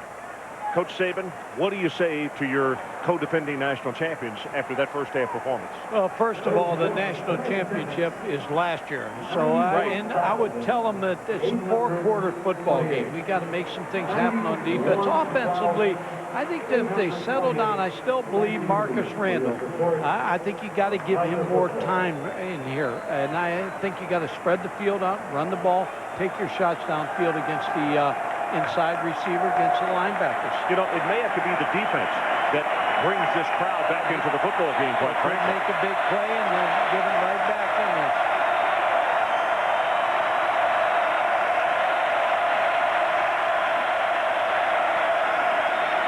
Anderson lobs it out, has it complete to his tight end. That's Newton, and he is going to be tackled by Landry. Tonight's first half stats brought to you by Rust-Oleum Epoxy Shield. Well, when you look at LSU, Ron, it's very, 93 total yards, but 39 passing yards. And, that's not good. When you've got sleep a little bit with the open attack like they have. DeMarcus Russell warming up down on the sideline. I don't know if this means that he's coming in on this opening series. I would be surprised if he did. But anyway, he is loosening on the sideline. Pass incomplete. Oh, what a hit. Newton took it. Pretty good shot there by Travis Daniels. You talk about coming out to play in the third quarter. The defense, 2 plays, 2 pretty good hits. Now they need to stop this third down, get the ball back, and be in business. Now, this is going to be an interesting decision. I think you got to go longer with Randall and see what Nick Saban chooses to do. Third down. Line to make is the 30.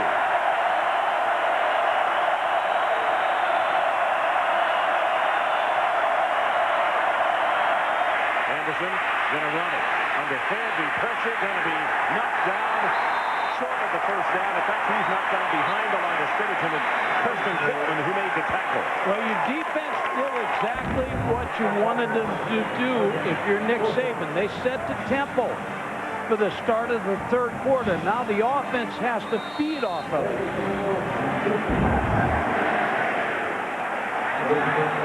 LSU stands back to kick, which is 4th punt. I believe Jamarcus Russell is coming into the game. I'm surprised. Skylar Green, the deep man, he's dropped off to the 35. They're coming after him, and here's the kick, his best of the night. Wobbly's fire on the turnover, and here it comes from the 32. Pushed out of bounds at around the 40. It's a good starting position for the LSU Tigers. And Mike, here he comes, the big freshman out of Mobile, Alabama. And listen to this crowd. Ron, I've been watching this young man since he was a freshman in high school. And he has all the talent in the world. He can be as good as he wants to be.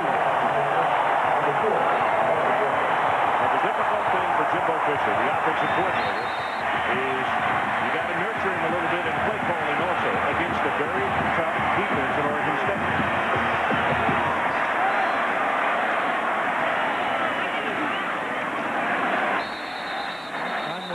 When you make that switch and you telling Marcus Randall you didn't do the job, you still have to, if this guy doesn't work out, Jamarcus, you got to go back to Marcus Randall. So you got to coach him up. Here's Marcus Randall, the interception, which was costly early in the football game. Gets pressure, throws the ball out of bounds, just heaves it out of bounds. You know, just looked like he lost confidence in the second quarter. Yep, sure did. It's staring down receivers as well. Russell zings it. The ball is tipped and almost intercepted. And boy, that's Keith Ellison, the strong side linebacker, who got a hand on it. Everybody likes the second-team quarterback, but it's what happens around the quarterback also. Receivers, young receivers, we talked about it, USC. Leinart did not look good in the first half. Came on the second half and hit some big passes to preserve that win. Well, LSU now, third down situation. They are 0 of 7 in third down conversions tonight. They need to take it to the 50-yard line.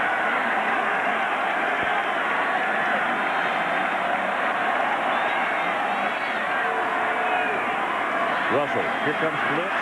Gets by the first man, gets by the second, and throws this one away. And heavy pass pressure by Trent Bray.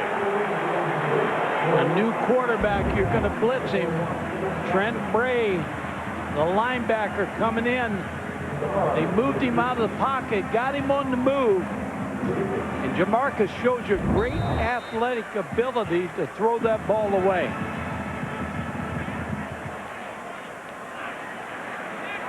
Third punt by this young man, Chris Jackson. High pass, but he brings it down. And his best kick of the night. Hanging spiral. Fair catch is called for and made it to 21 by Bernard. 40 yards and a kick. We'll take a break. 12:27 left in the third. It's still 9-0. Back on campus, and this week in Baton Rouge, Louisiana. Some of the faithful that have traveled down here from the state of Oregon. That's attractive, but I'm not sure you need that kind of warmth on a night like this. I wouldn't want to be sitting close to him anyway. So Derek Anderson, who injured his passing hand right at the end of the first half, back in the ball game. We looked at his numbers. 6 of 7 to start, 8 of 21 since then. And they keep it on the ground. There's nothing doing here. Kyle Williams. Okay, Kyle has really done a superb job tonight. We have called his name a lot. LSU is winning the battle at the line of scrimmage in the second half. Penetration. You talked about Kyle Williams coming through, making the play. 6'2", 295-pound junior. The defense knows it's up to them right now to get this game turned around. Force a turnover or force bad field position. They go with the run again, and this is going to be for almost no yards. It'll be third down and 10 plus. Clyde Roten in there to Claude Roten, I should say, in there to make the tackle for LSU.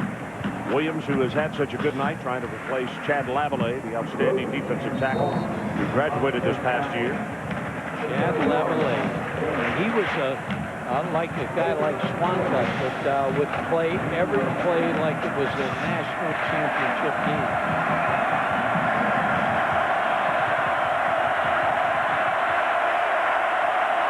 Third down.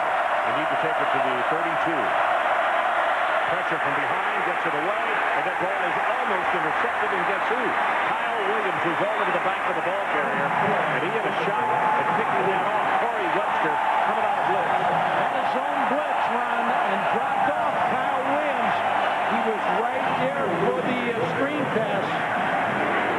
Good defensive series for the Tigers. Muskie to punt, fifth time that he would have taken care of those chores tonight.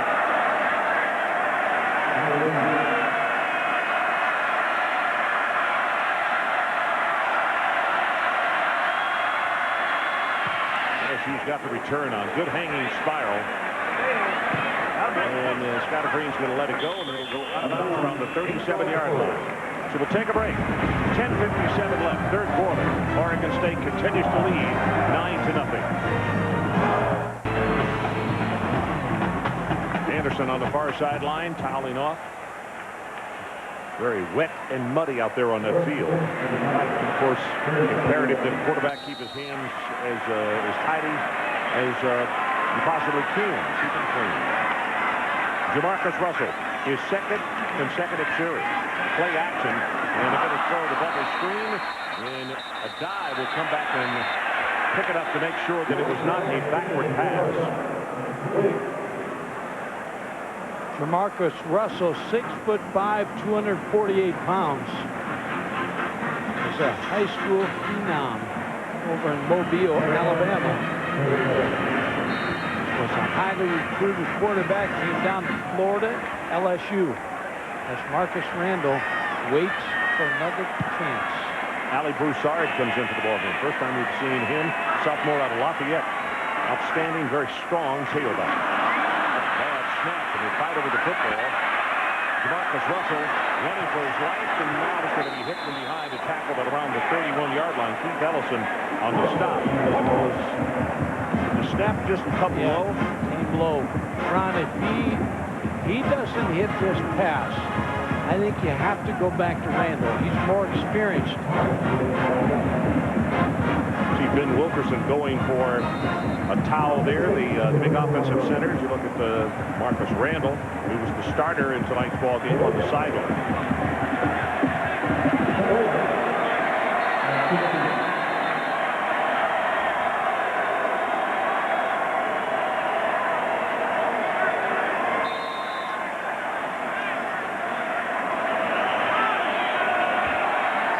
About Jamarcus Russell. He's an athlete, and he's calm and cool. Even though he didn't play last year, 0 for 3 here at the start. He's not going to get riled up. Pretty confident young man.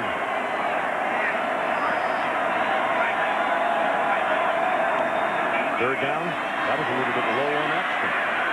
Throws it up the sideline. Got a man. He just let him a little too much, Craig Davis. The offense just can't get anything going. The 3 passing attempts there, they got to go back to the run game because the offensive line is a strength. The running backs are a strength. Even though you got that guy, Swanka, on the other side, you got to spread them out and run the football. Chris Jackson can kick again. His longest of the night, 42. You see his average just over 38.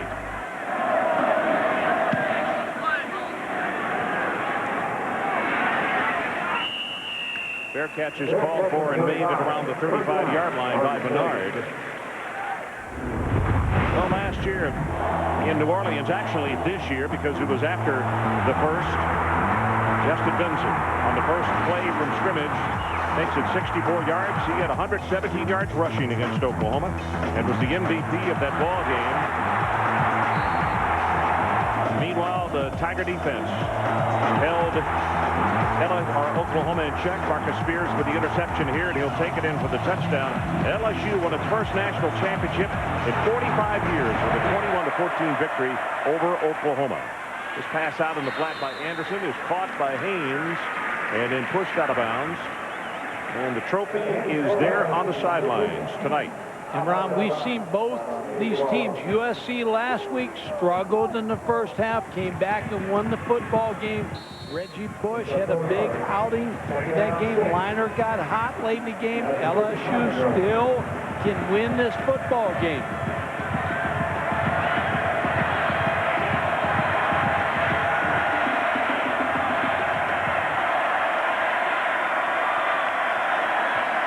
Right. Cuts it back into the middle. He'll be stopped at the line of scrimmage by Qualley. Defense has got control of Oregon State's offense at this point.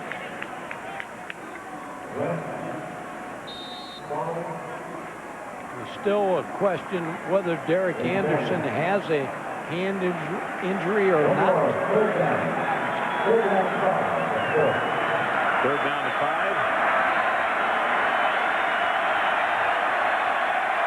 Oregon State has missed their last 6 third down situations.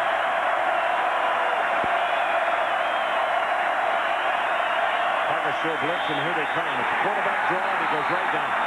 Williams with another tackle. It takes a while in a football game when you're a blitzing team to get to cadence. Now, that may have been a delay of game call.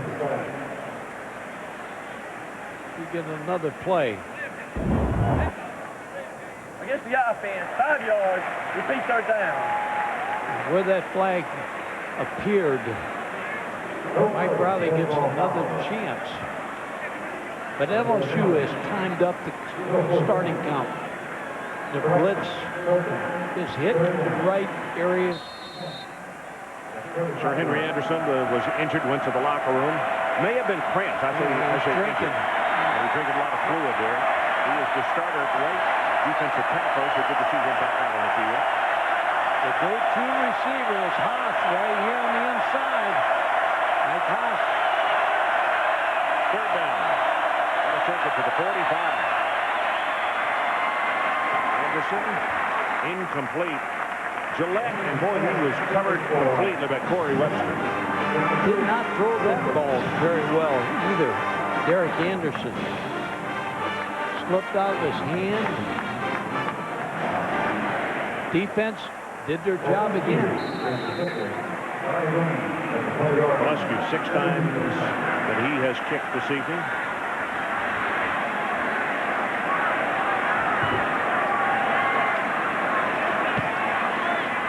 High, good coverage kick. Skylar Green signals for a fair catch and makes it at the 21. 44 yards in the boot. We go away for a minute. 9-0 Oregon State. 8:41 left in the third. So we're back 9-0, just about the midway point of the third quarter. Jamarcus Russell back in the ball game. How long do you stay with him now? One more series, but he's got to get a chance to throw a deep ball at this point in the game. You've got to get those DBs off of you. Alex Broussard, the tailback, took out pass, and that was thrown a little too far in front of Skylar Green. What happens is the body language of the offense at this point. They've lost confidence, and they want something to happen. That's why I say air one out, throw a long pass here, air one out, maybe get lucky. Saban continuing to pace, and for good reason. Their offensively, it has just not been there so far this season. Russell rolls out, throws this one complete out to the 28-yard line.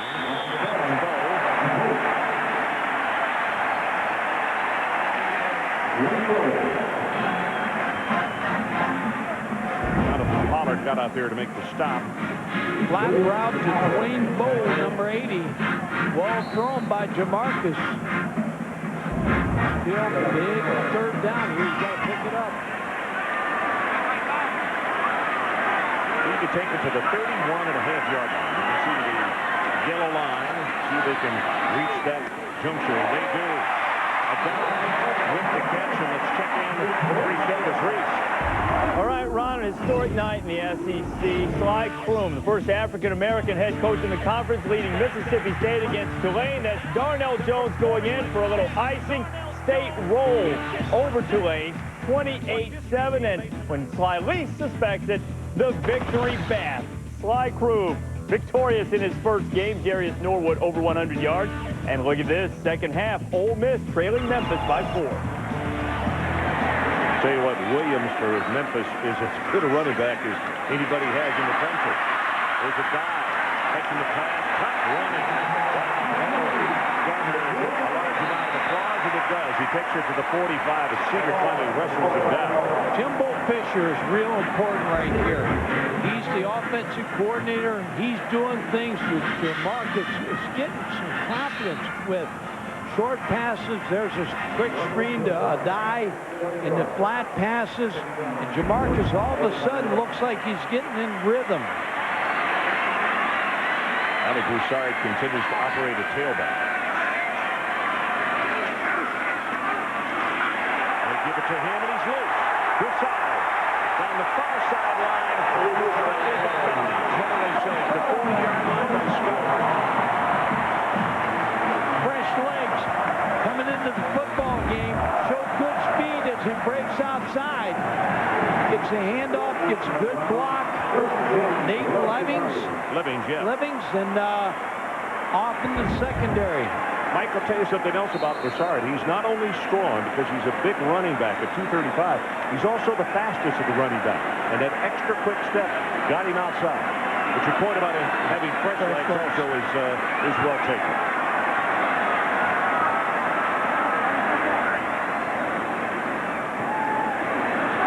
Russell, deep over the middle. Got his man, did he hold on? Yes, and it's a dive. Moved out to wide receiver. He's good hands. He's a good third down back. And all of a sudden, this crowd has gotten with the offense. They'll go with the two tight end set. David Jones comes on. Keith Zinger, number 82 and number 89. Alex Broussard will come to the sideline.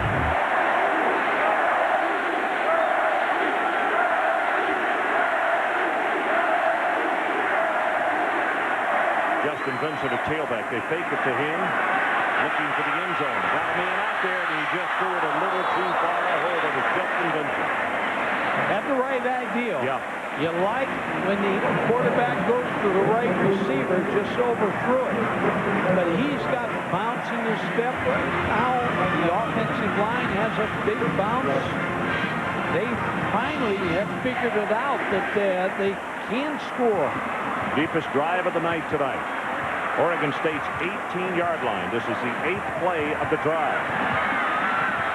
Broussard comes back into the line at number 22.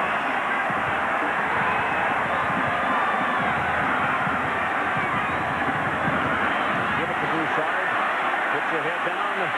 Almost said the ball is loose, but it was a headgear that came flying out of there. I don't know if it belonged to Broussard or not. No, it's a Beaver. Swan cut, I think, is one hip that lost his headgear. May lose his headgear, but the young man won't lose his head. He is one steady ball player. Ron, what we talked about at the beginning, the heat, humidity. Swan cut looks like a tired football player. He had one play off, but he has wore down. This is the first drive where they had to stay on the field. Third down, and they need to take it to the 8.5-yard line. DeMarcus Russell from a shotgun. Here comes the blitz right up the middle. They pick it up, lobs the pass, and he's got it. Touchdown, Skyler Green.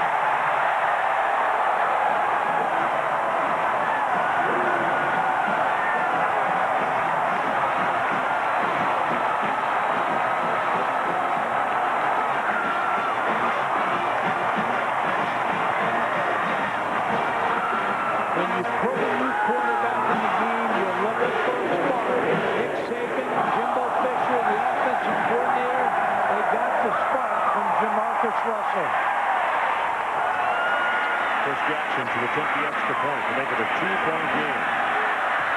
And he does. Flag is down.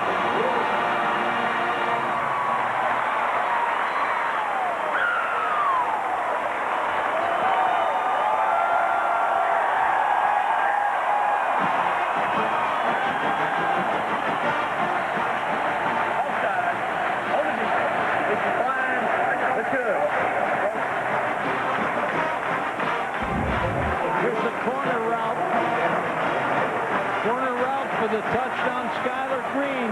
DeMarcus Russell got good protection, dropped the ball over the shoulder against Piscatelli, the safety. The Skyler Green for the touchdown, and the spark is there.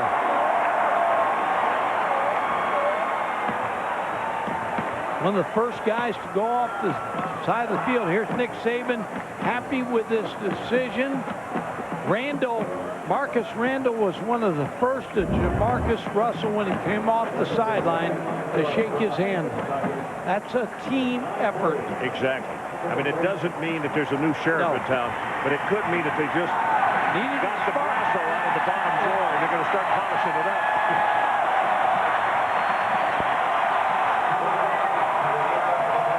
Chris Jackson will kick it off.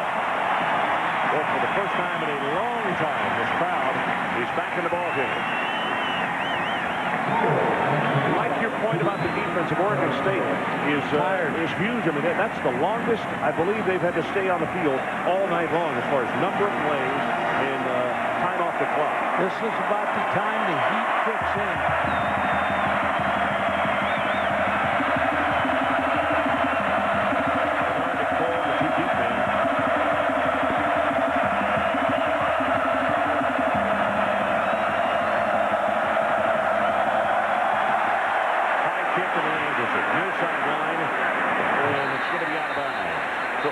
State will take it over with good field position. Now, Ron, Derek Anderson's got to answer. He's been 2 for the last 10 passes. Yeah. Only 2 passes over 10 since 10. that first drive, I think, Mike, is which 9 plays, 3 yards in the last 3 possessions. LSU's defense has really been the big spark. And now Derek Anderson's got to answer that score.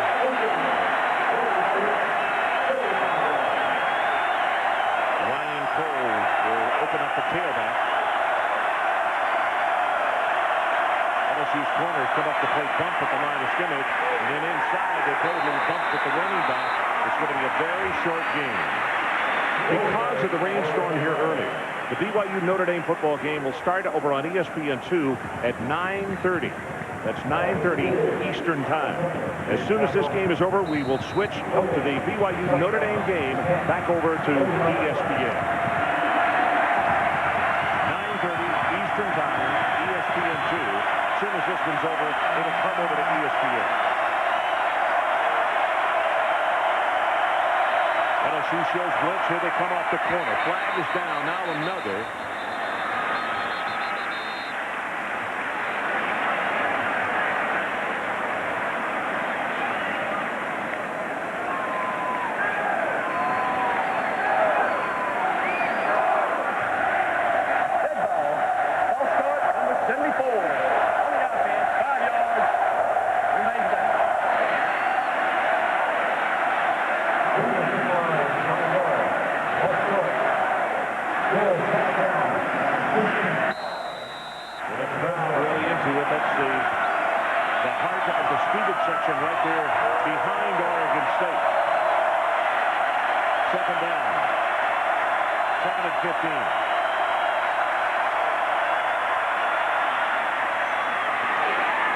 Complete to Newton.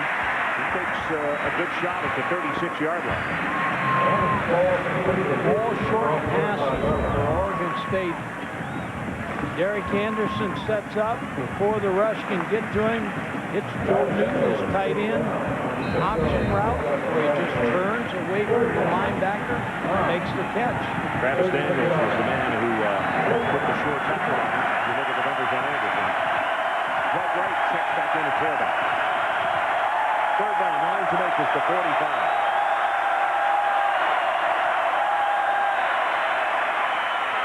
Quick pass, missed the tackle, and Mike Cash is off and running. And boy, a huge mistake defensively. Did not keep him in front of him, and he allowed him to break the tackle. It's good for 28. Yeah, Corey Webster, usually a very good tackler in the secondary, hits Mike Haas too high. He slips off. The uniform's wet. He slips right off, and Haas goes for extra yardage. See, that would have been close to limiting to him to not picking up the first down. And he winds up taking 19 more yards out.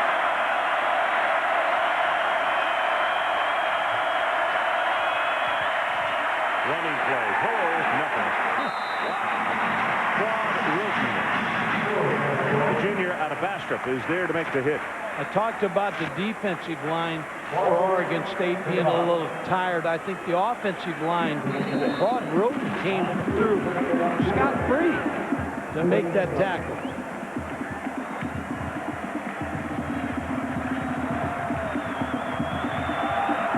About to go under 3 minutes remaining in this third quarter.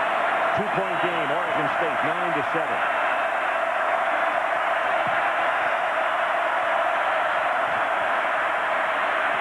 Good protection, now runs up into the pocket. 35 at the 30, and stayed in bounds to get the hit, and Corey Webster kind of played off of him, stayed in the out of bounds, didn't want to get the penalty.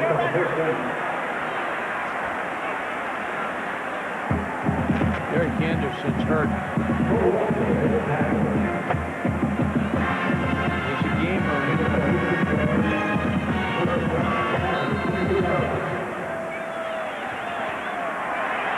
Limping onto the field.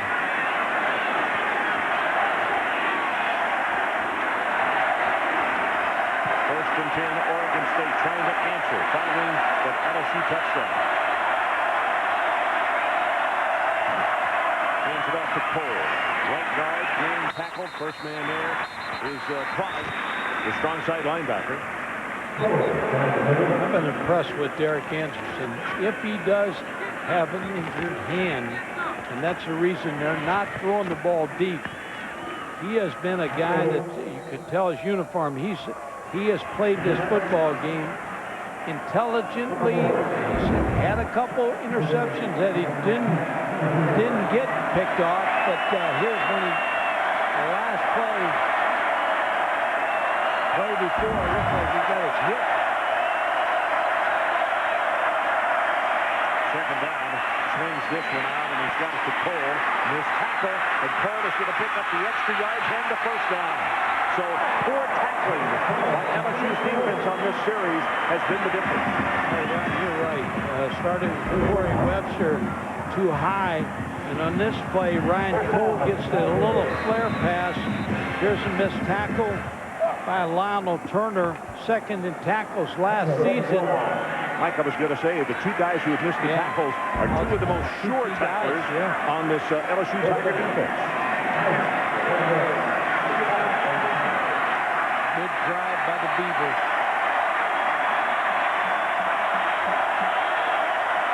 Ryan Cole, left side, cuts it back at the 5-yard line, and he's down to the 4. Dan Haynes with an excellent block on the play to kick the defender out. We talked about early in the show that they were going to throw the ball and the run was going to set up the pass. Now they have more confidence in the run. The offensive line really doing a pretty good job of run blocking. Ninth play of the drive coming up. Clock continues to run. We're about to go under 60 seconds left in the third quarter.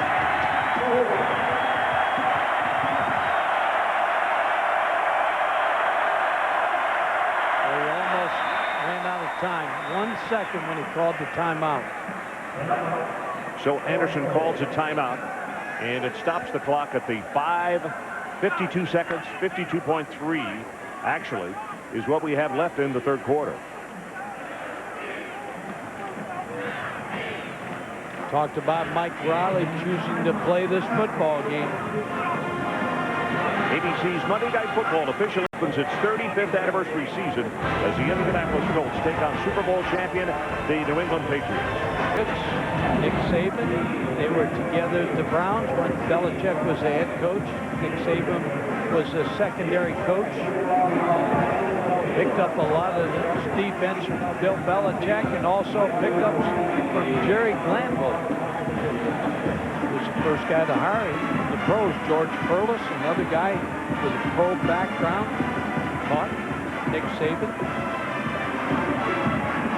Nick Saban said that he and Belichick talked pretty often on the telephone.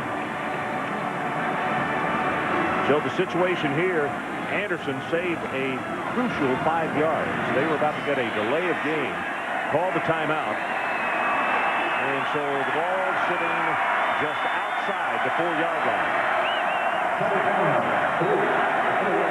Second down, Beavers.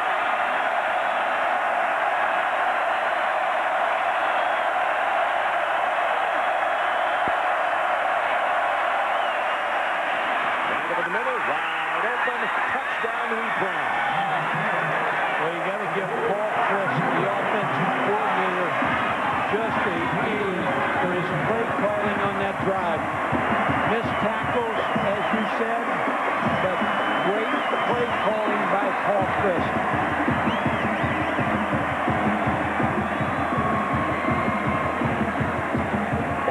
There's a flag down.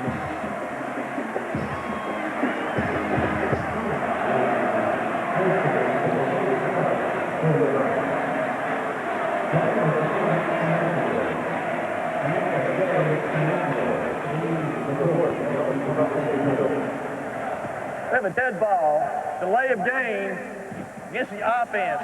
Took the ball off the field, would not give it to the official. We'll still have the try with a 5-yard penalty. They think they're in the pros. They're going to keep the ball. Got to give it back. Well, he still got it. Wheat Brown's going to say, you're not going to get this ball. I'll give you 10 more yards.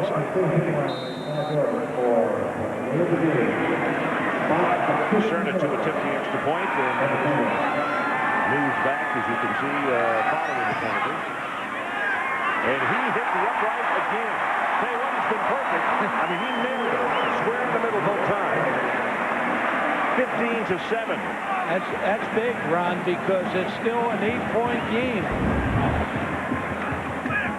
Here's the extra point. Ball.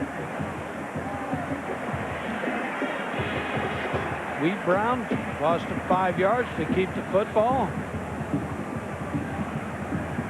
See, Mike, Here's where his teammate cost him, because you could see the route that the ball is taking. It might have brushed the pole, but it wouldn't have come straight back. 5 yards because of the from angle. the football. That's right. And a good drive by Derek Anderson. Nick Saban not real happy. He's getting on LaRon Landry, and on the other side, the phone call. Reese Davis, what do you have for us? All right, Ron, checking in now. Bryant-Denny Stadium, Alabama and Utah State. Brody Croyle in a 24-10 game. Up top, looking for the freshman, Keith Brown. He hauls it in, but the Tide can't pull away from Utah State. 34-17, late third. What do you think about Alabama and Auburn? Both were failing on getting Jamarcus Russell out of the state of Alabama to go to school. LSU got him. He got a great player. His future is high as high. Here comes the kick. Line drive, but it's taken at the 2 by Skyler Green. Gets to the outside. And will take it out to around the 32-yard line. We mentioned the high ankle sprain that he's getting over. Not his usual quick self, but still enough to help this football team. It's a return of 30. Take his high ankle sprain in the wet field. Yeah. Slowed him down. Anderson pacing on the far sideline. Gutsy performance. Guy took a big hit on that run when he scrambled, came back and led his team down the field for the touchdown. So Jamarcus Russell, who led the Tigers to their first touchdown of the night, back in at quarterback. Takes it to Benson. Right over the middle, the ball is tipped and incomplete. A lot of white jerseys right there. They're turning him loose. Jimbo Fisher knows the clock is going to become an important fact in this game, so he's got to turn him loose. Go upfield.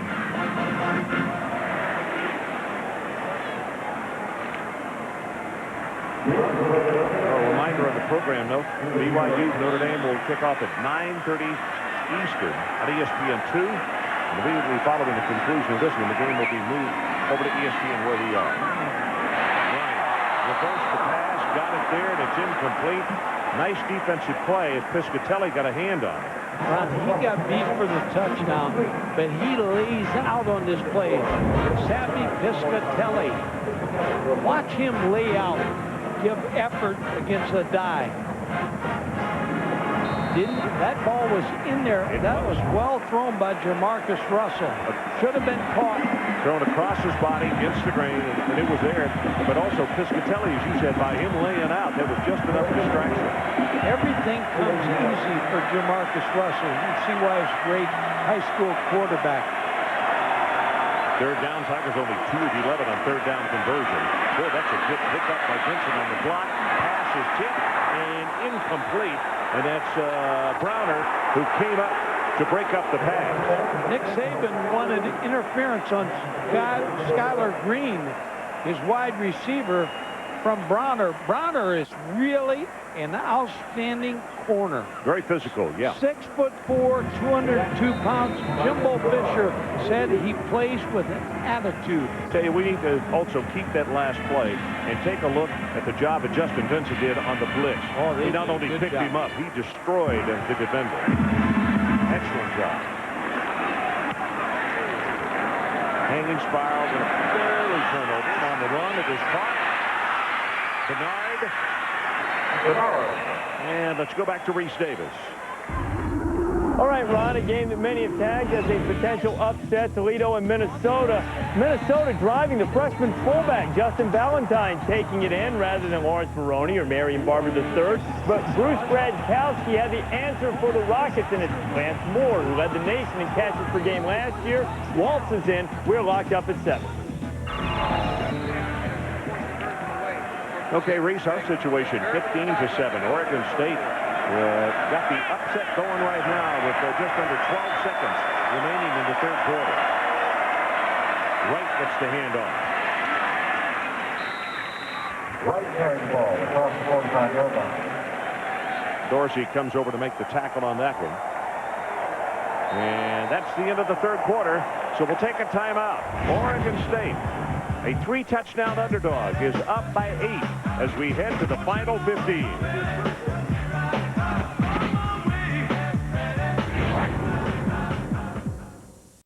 We are back for the final 15 minutes of play, and it's an 8-point lead by the Beavers of Oregon State. Attendance tonight, 91,828. You think they took off those 10 students? They're probably on that list right there. They're here in their heart, not their body. Right, the tailback. Pass to the tight end. First time they've gone back to the tight end in a while, and Joe Newton makes the catch.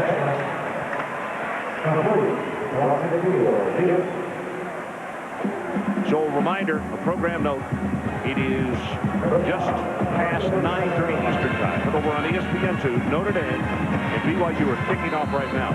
As soon as we conclude here, that ball game will be shifted over to ESPN. If you're looking for it here, go to ESPN2.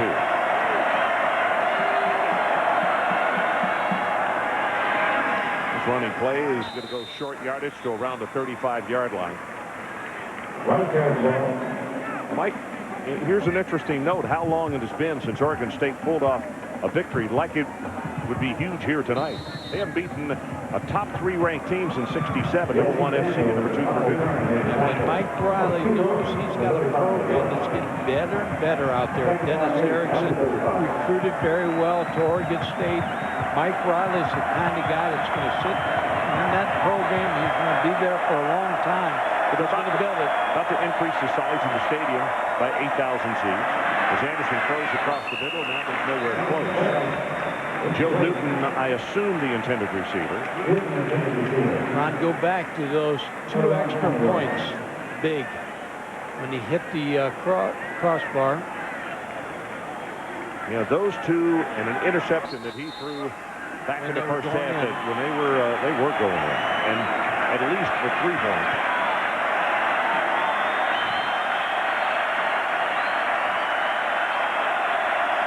Crowd comes to life. Third down.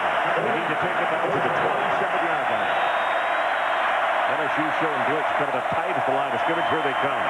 Anderson right over the middle has it complete, and it's not going to be enough for the first down. George Gillette on the receiving end. Now with the kicking woes they've had tonight, Mike, do you go for the short yardage thing or do you kick the field goal? Good question. I'm going to let Mike Riley make that choice. I think you go for it.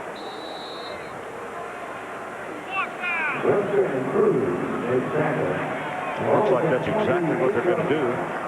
Looks like Newton and Haynes will come to the ball game, the 2 big tight ends. LSU makes those substitutions. Extra defensive linemen. Crowd on their feet. 4th down and a little more than 1. And somebody moved on the offensive line. The defensive lineman almost encroached. He got back, and then the offense moved. Dead ball. Ball start. Number 74 on the offense. 5 yards.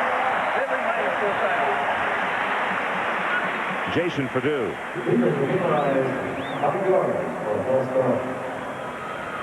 Whew. Now this may change the call. Does change the call. But now, Mike, he's still not sending in. Of course, they're a long way here. This will be a 50-yard attempt. Remember, they got to take it down to the 27-yard line. Here comes the crowd again.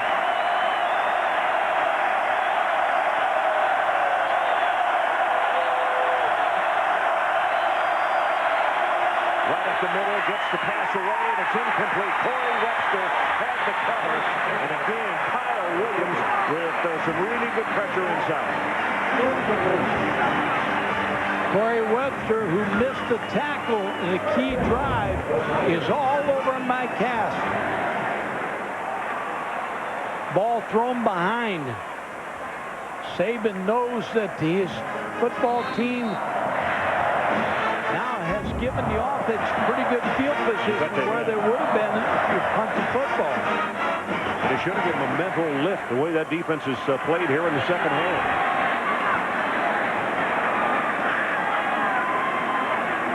Justin Vincent, they pitch it back to him, tries to cut it back, and as he comes back into traffic, that is a nice defensive play by Davidson. Kevin Davidson, a senior of the Tuscumbia, Alabama. Ron, the reason the run is tough to do is because these two corners right here, Williams and Bronner, can shut down wide receivers that allow the other 9 defensive players to play the run on the inside. When you have 2 corners that can lock down on the outside, well, you can do a lot of things defensively.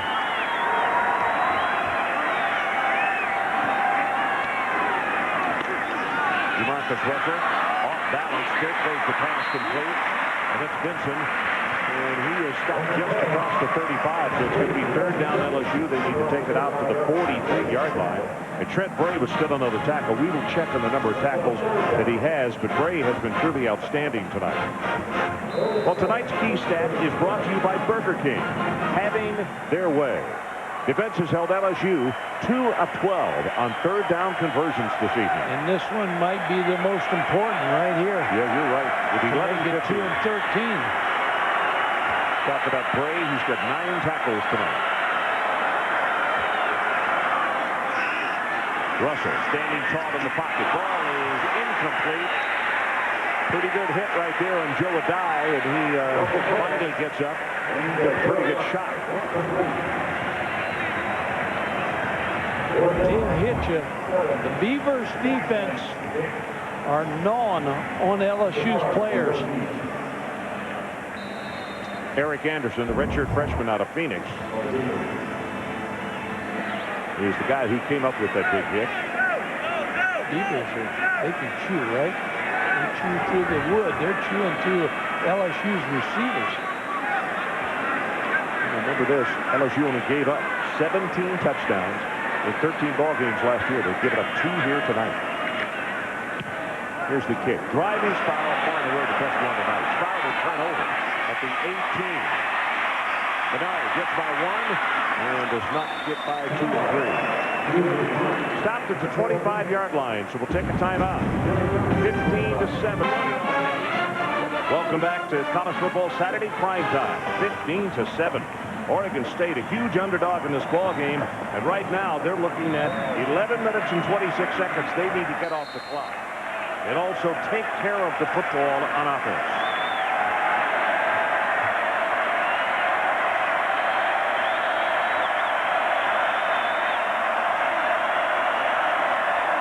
Anderson, play action.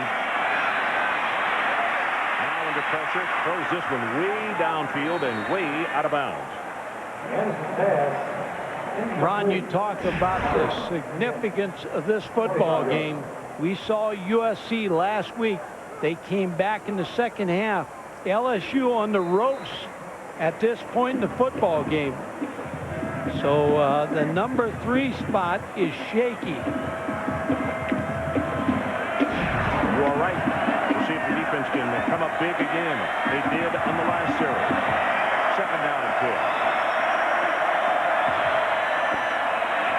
Running play, breaks 1 tackle, falls forward for maybe a yard, and it's going to be third down and long, Oregon State. The problem with the Beaver offense is they're not able to run the ball at will, and they have to take time off this clock. So every time you throw and you get an incomplete pass, this stops that clock. But that's their game. Their game is throwing the football. With number 14, Derek Anderson, the key.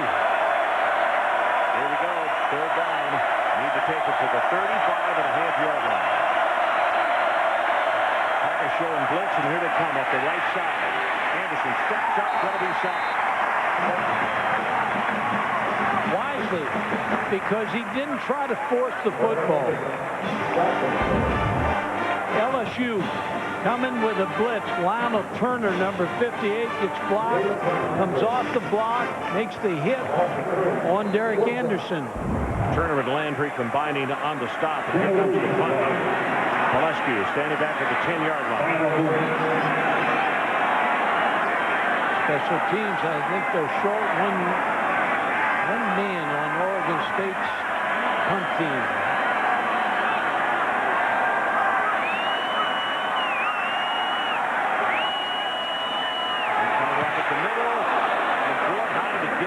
I don't know. That Andrew going right between somebody's arms. We're going to take a timeout. It looked as though that Hester had it, but he did not. 31. So they're going to have to do it again, Mike. Not enough men on the line of scrimmage. Boy, the LSU was... So we are back. The LSU Tigers started off very, very lethargically in the first half. In fact, at the end of the first 15 minutes, they only had 37 total yards. Right now, they're sitting at 168 on the evening. Oregon State, 282. Jamarcus Russell back in the pocket. Rips it over the middle. Boy, he had an opening good behind Bo. Reese Davis, it's check back with you. Okay, Ron, and we'll first take a peek at Toledo and Minnesota. 14-7, Gophers on top. This is their new quarterback, Ryan Cupido, finding Ernie Wheelwright. That's right in his wheelhouse. Wheelwright takes it in. Gophers on top, 21-7. They're still in the first quarter. Notre Dame and BYU, the Cougars just went into the end zone seconds ago. That game's on ESPN2 right now. We'll bring it to ESPN as soon as you guys are done.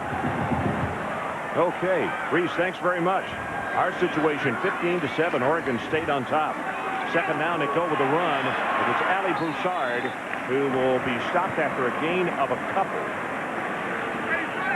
Hit by Swipe. The comparison to the quarterbacks, Marcus Randall started off cold, 5-15. Jamarcus Russell, 6 of 17, but led his team to the one score tonight. Ben Siegert on that last tackle.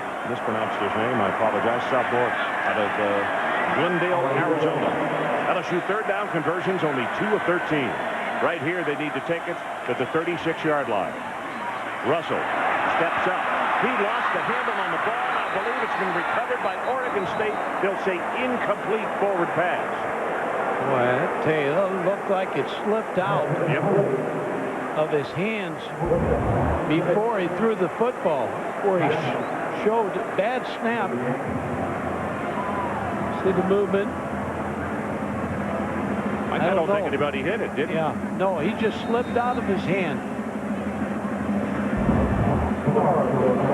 I don't think that was a pass. I think that was a fumble. Chris Jackson with his 7th punt of the night. High pass went over his head. Boy, has the composure to get it off and pulled it and juggled down to the 17-yard line. Well, this has not been a great night for special teams, has it? That Mike Riley's going to look at that fumble and say that cost us a lot of field position yardage. So 26 yards in the punt. We'll take a timeout. 8:34 remaining. So we are back. Just over 8.5 minutes remaining in our ball game. Even Batman is up and involved in this one. 8-point margin by the Beavers of Oregon State.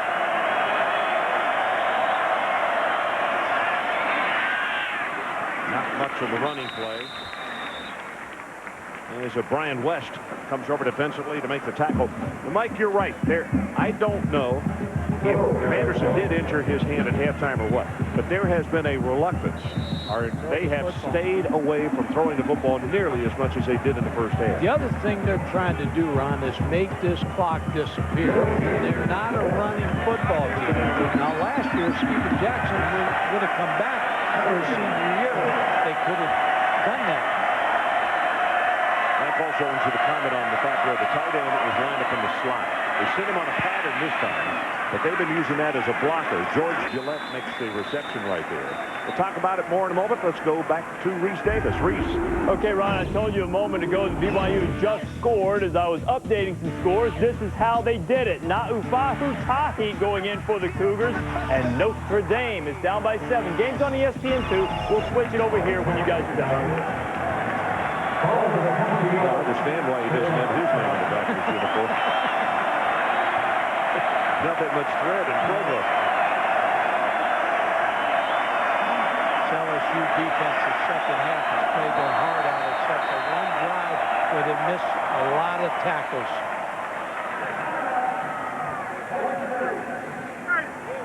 So Anderson calls a timeout to let the clock run way down. We have 7:13 remaining in the ball game.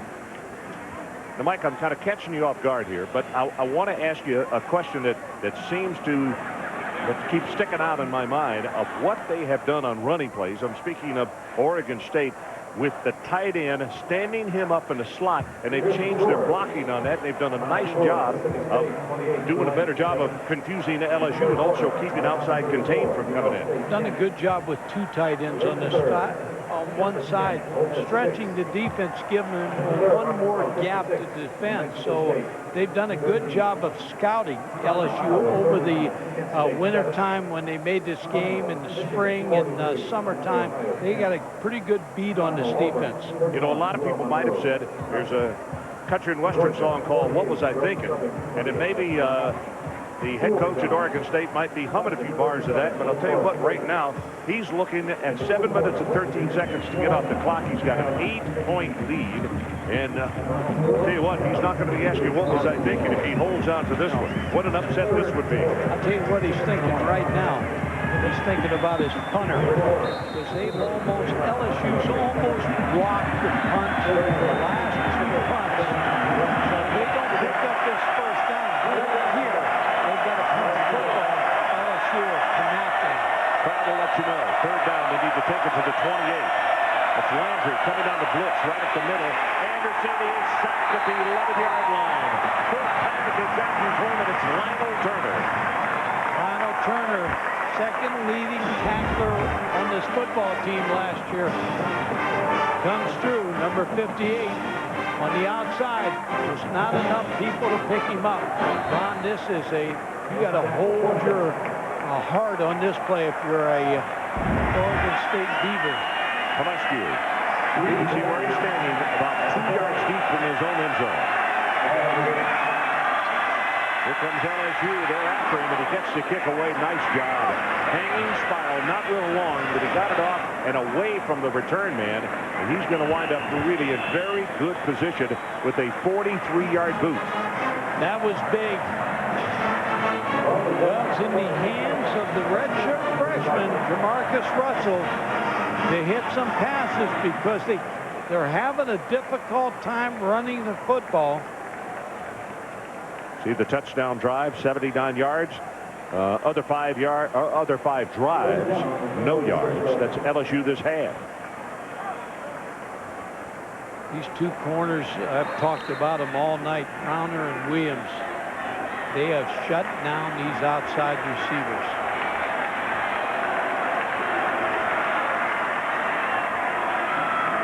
Justin Vincent.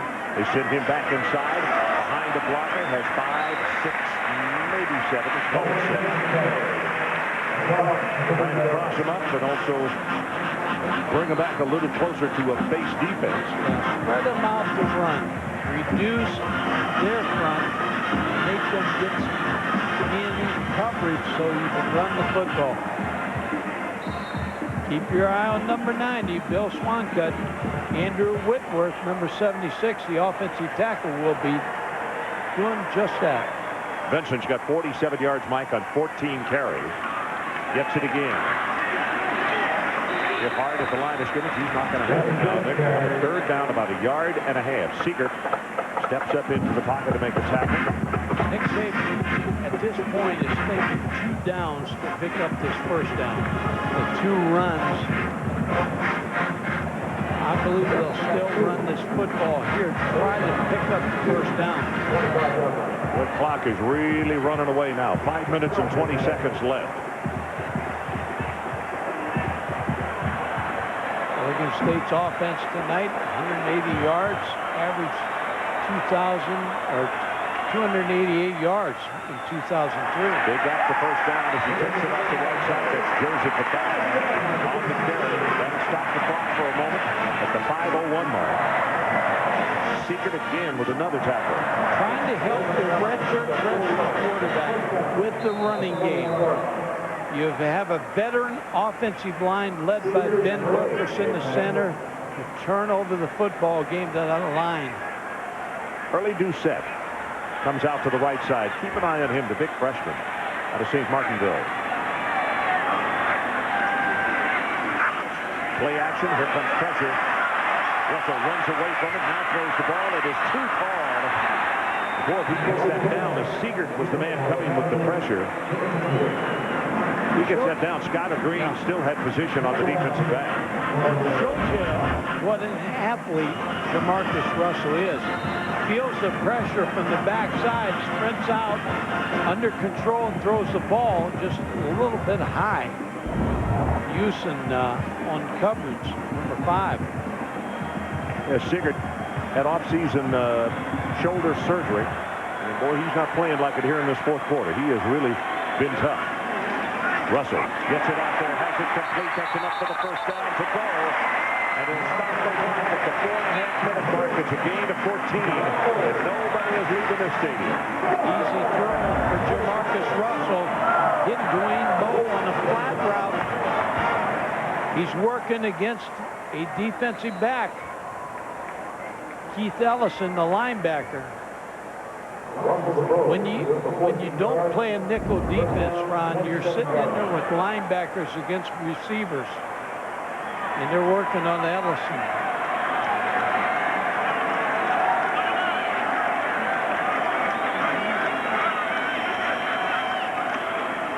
Play action. Looks back to his right. Now asking for somebody to help out, and he will fight his way forward to the 26-yard line. A gain of about 1.5 yards, maybe 2. Pollard was there to stop him. Pollard is an outstanding linebacker. Back to the 2 missed extra points, become very big.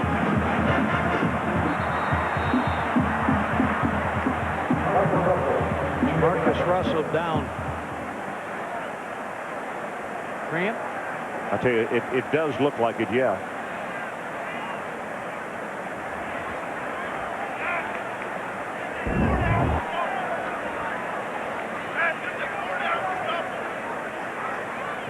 Limping as he tried to get away from the rush.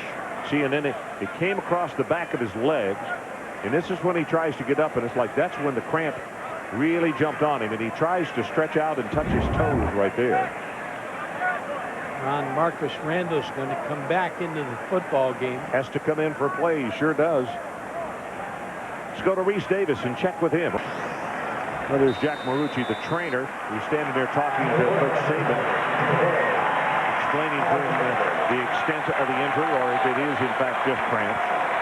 But I say just cramps, that can put him on the shelf for the remainder of this one. Joe Adai is in the backfield.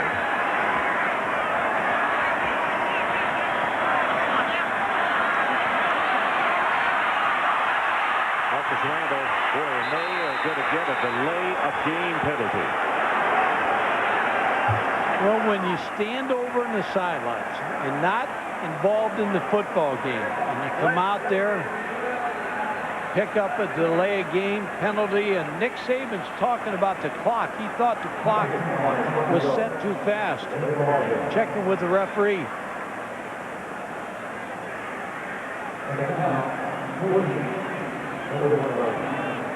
Anderson on the far sideline trying to keep his teammates up. Right now, they're 3 minutes and 38 seconds from pulling off a gigantic upset.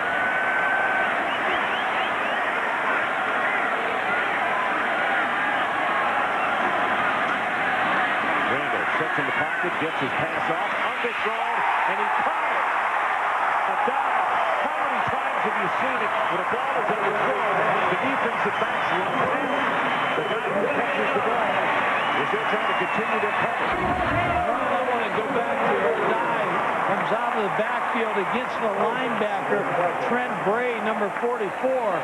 And you're right, the Dyke does a good job of coming back. Well, what I want to talk about is Marcus Randall. He came off the bench after being benched and makes a big-time throw. Inside the 10-yard line. First and goal, LSU Tigers. Randall rolls the pocket. He's got a man there. Didn't get it off. He'll run it to the 5-yard line and then step out of bounds. Bray was the man who was applying pressure, but I'll tell you, if he throws it from the get-go, Bo is open in the flat.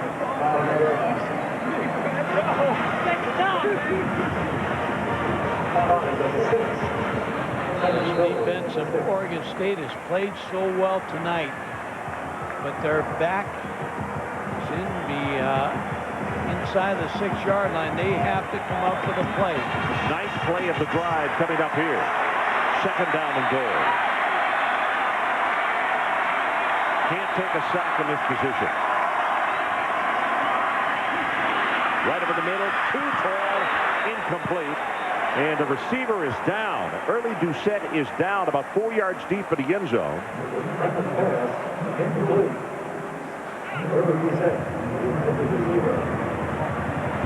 Early Doucette going to come inside. Gets bumped a little bit, never gets inside. Oregon State defensive backs and linebackers did a good job of roughing him up on the pattern. Now it's third down. Maybe some kind of rollout will get Marcus rolling out here to the left side. Marcus Randall, and they get it back in the middle of dive down to the 3, down to the 2. Tackled by Jonathan Pollard. With a shovel pass, bringing it back inside. I wouldn't want to make this call right here, Mike. Well, you got to go in for the touchdown, but you still got 2:53 and 2 timeouts. So you still could get the ball back if you don't score right here. So we're going to take a break. 2:53 left in our ball game. Oregon State 15, LSU 7.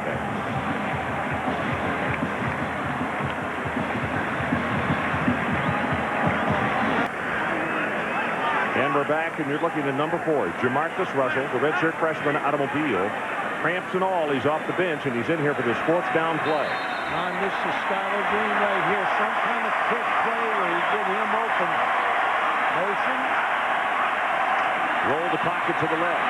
Looking, still looking. He's got a man there. Lofts it in the end zone to the other third. Oh, it's Skylar Green, and he tried to put a touch on it, and he touched it too far. Nobody has to tell him. He tried to basketball shoot it to Skylar Green. Skylar Green was open from the start of that play. When in motion, they picked for him. He was open in the flat. They didn't get the ball to him. Still a chance for LSU. Just tries to push the ball, and it got away from him. Wide open. Still got a chance with 2 timeouts and 2:47 on the clock.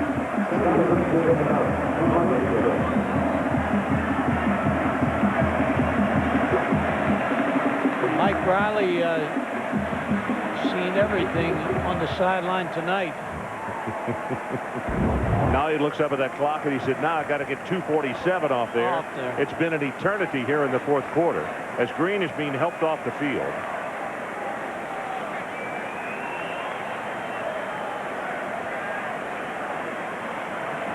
DeMarcus knows the mistake he made. You're seeing the evolution of the quarterback tonight because he's done some good things.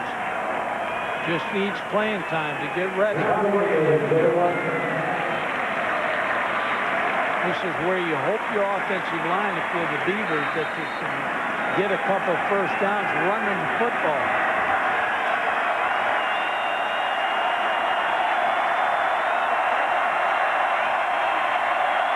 Crowds at line of scrimmage. They go straight ahead with the run, and maybe a yard, and that will be it. Number 3 in the team in the nation in trouble with 2:40 on the clock. Ron, we talked to Nick Saban about getting the players about the national championship. They said that Nick Saban talked to them all preseason camp. Put your rings away. That's last year. That's history. You're 0-0 when you start the season this year. Well, we still got 2:40 showing on that clock. This is a defense that has been relentless. I'm impressed with the defense in the second half, except for one drive for LSU. Will Muschamp, the defensive coordinator, one of the best young defensive coaches in the country, has set us defense up tonight that put pressure on the quarterback Derek Anderson during the second half. So, Mike, we were just double checking here. Only one timeout remaining for Oregon State.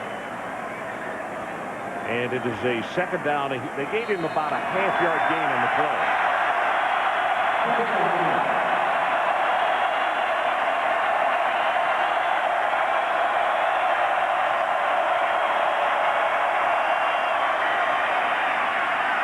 And this running play will take it out across the 5 to the 6. Lionel Turner there to make the tackle. All you want to get is you want to get the first down, but if you can't get the first down, give your punter a chance. A little more yardage. So let's step aside for a quick break. 2:29 remaining. 8-point lead for the Beavers. And we're back, and to reiterate, the number 3 slot right now in jeopardy. Number 1 and number 2 have won. Number 4 has already been victorious. Third down. Here comes the blitz right at the middle. The ball is caught, but he's not going to have the first down at the 10.5-yard line. Safe route, Ron, but the main coverage was so tight on the route, they didn't have enough yardage for the first down. Now, if you're, again, Mike Riley, got to get this punt away. Well, LSU has been oh so close. And let's see if they come after him again. Mike, would you have the return on? No, they got 11-man rush. Yes, they're coming after it. They don't even have a deep man on the field. They're coming after it.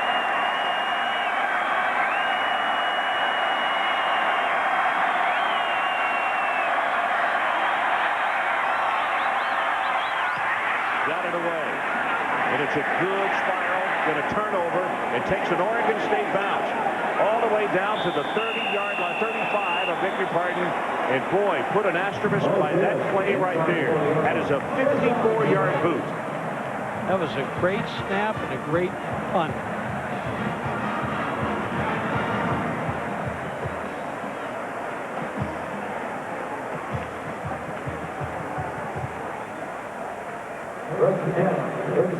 Well, the last time a national champion lost its season opener, that was Michigan. Lost to Notre Dame in 1998.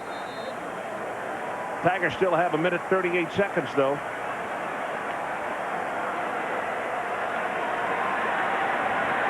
Jamarcus Russell, the redshirt freshman, continues to guide the team. Pressure up the middle. This pass is almost intercepted. Piscatelli almost came up with the pick as he kind of loafed it out there to early Doucette. Jamarcus throws off his back foot on this play. Tries to hit Doucette. Could have been picked off. Anderson right in this play. He's playing defense. The crowd, 5,000 people came from Oregon. They got Bob Uecker seats up there. They're high. Yeah, they are.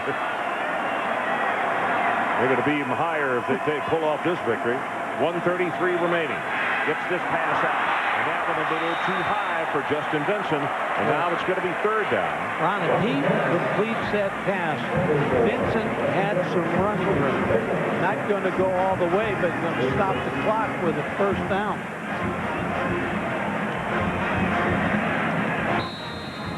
Skylar Green injured on that throw where he basketball shot it to the end zone. It's not back in. LSU, they've missed their last 5 third-down conversions. And in fact, on third downs tonight, they are 2 of 16. Here it comes, third down. Gets this one wide open over the middle. Let's go. Gets by a tackler, heads for the sideline, and he's down inside the 40-yard line. Had to be a busted coverage because Cole was wide open in the middle of the football field.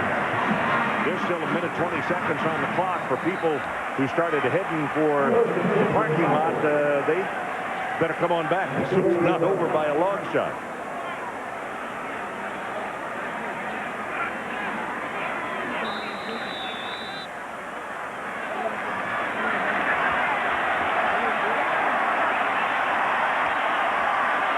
Russell sets the throw over the middle, got his man, and it's bowled in. 10, 5, touchdown, LSU.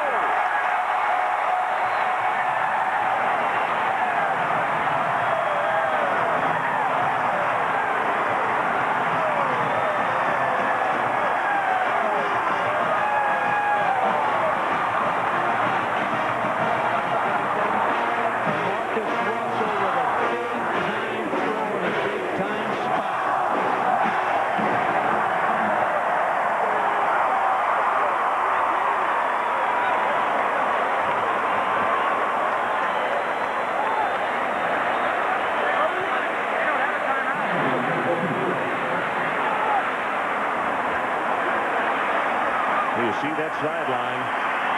Looking it over. 2-point conversion coming. Trying to tie it at 15. 1:05 left. Russell steps up. He's going to run it. He's got it. We're tied.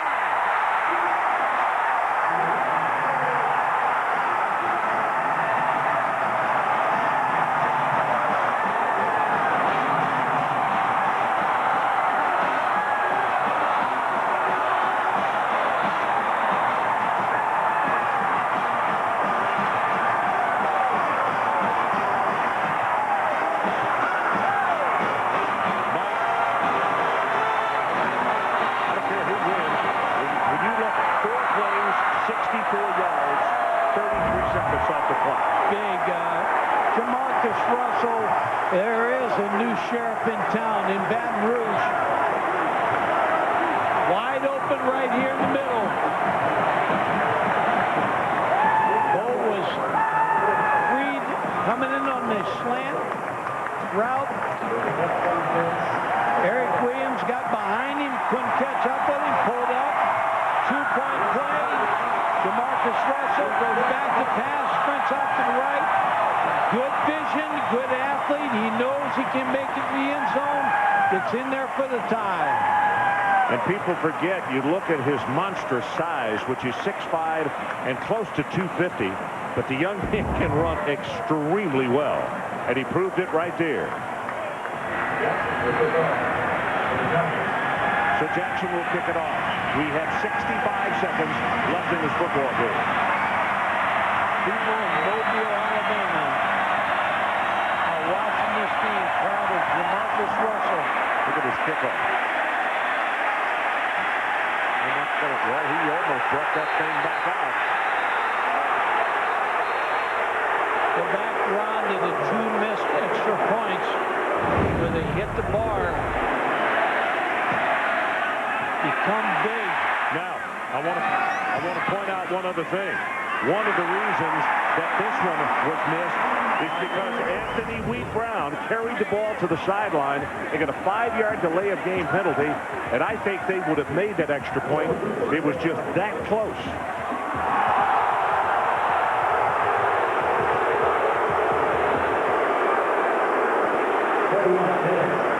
Oregon State might just play for overtime. Here they got 1 timeout. May go with 1 throw deep down the field. And LSU has no timeouts remaining. That's what the crowd was talking about. They thought his foot was on the outside the line. Yep, and they're going to keep it on the ground. They're going to play for overtime. Headed to overtime. Well, Ernie used to say, let's play 2. This one seems more like 3. Boy, for a first half that drug on, the second half has certainly had its share of drama.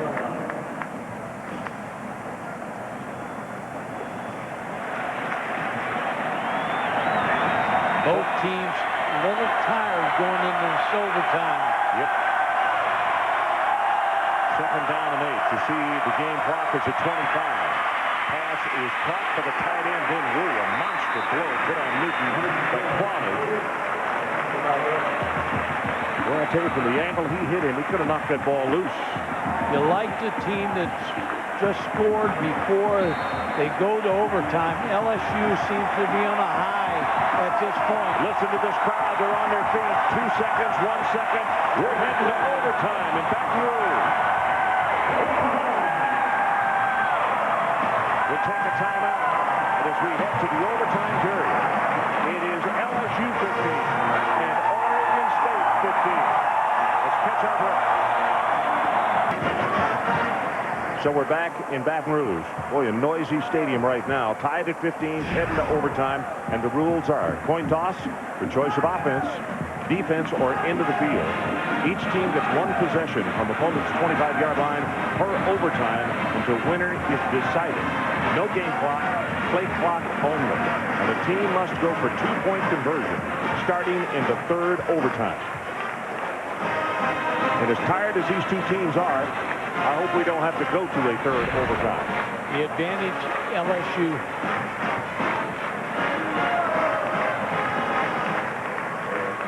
What a ball game.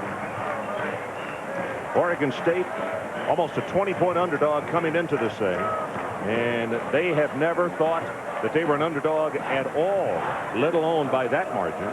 A lot of missed opportunities for them. Yeah. Just a field goal to interception when they got inside the plus 30-yard line. Wandered away. Another scoring opportunity. 2 missed extra points. They've let LSU get back in this football game. And we should explain to some of those of you who said, well, hey, this ball game started at 5 o'clock. Why is it taking so long? We had a delay of almost 50 minutes because of lightning and rain here in Baton Rouge. So almost an hour late getting started. And then a lot of passes were thrown in this football game, and that's the reason Central Time we're about to hit 9:25. You thought you'd be halfway home by now, didn't you? No. I knew when that rain and lightning hit.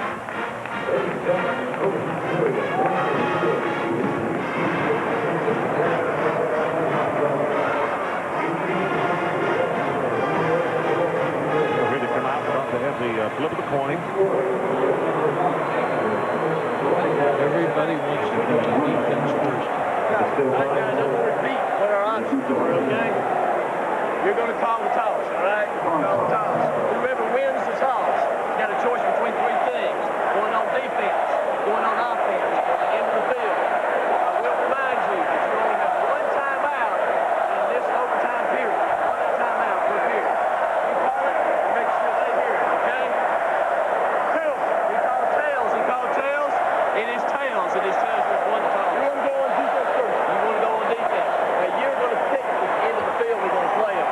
You're going to pick that end. All right, when it's your back. You see which way LSU is pointing.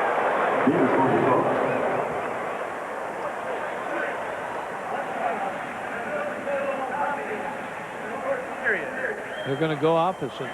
They're going to go on offense. They want to make something happen.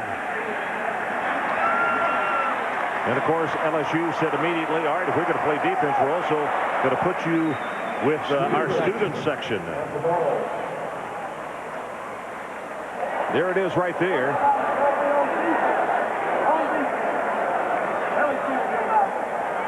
Okay, so he missed call. I started to say, Mike, I haven't seen an overtime where a team won the toss and won on offense. I thought that was going to be something new. They wanted to put confidence in their offense and make something happen. But when you have young quarterbacks, Jamarcus Russell, you want to force them to make a move first. Jamarcus is growing fast. Well, his percentage is not great, but there's 9 completions, 145 yards, a huge play. 2 touchdowns, no interceptions.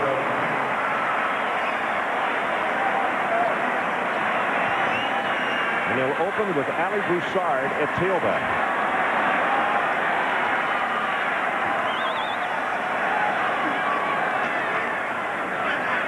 Broussard gets it behind the block of his tight end, and he's going to be hit and knocked down for a loss.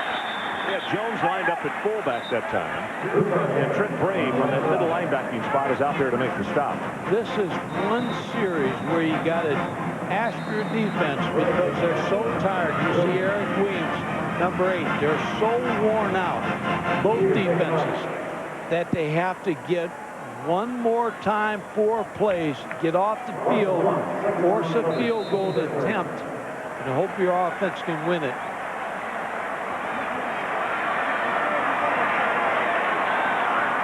So Lawson comes to the ball game at cornerback.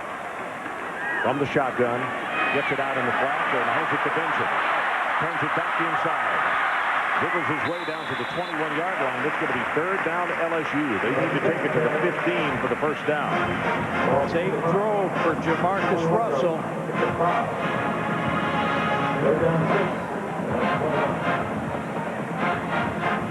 I can guarantee you, Coach Saban down on the sideline is saying to himself, I've had enough of 4th down tonight, and I don't want to have to go through that again for the victory. So let's pick it up right here, fellas.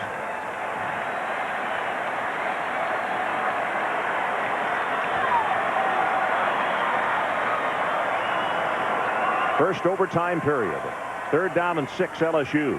Here's pressure, and he just throws this one up, and the ball is caught out of bounds. 2 seconds. And there's a flag down.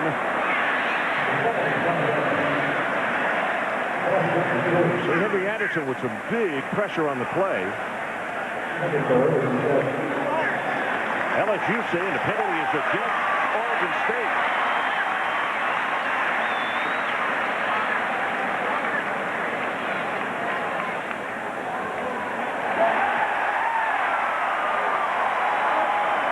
SEC officials here making the call.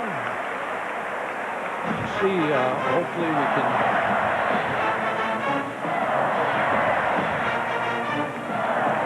big penalty.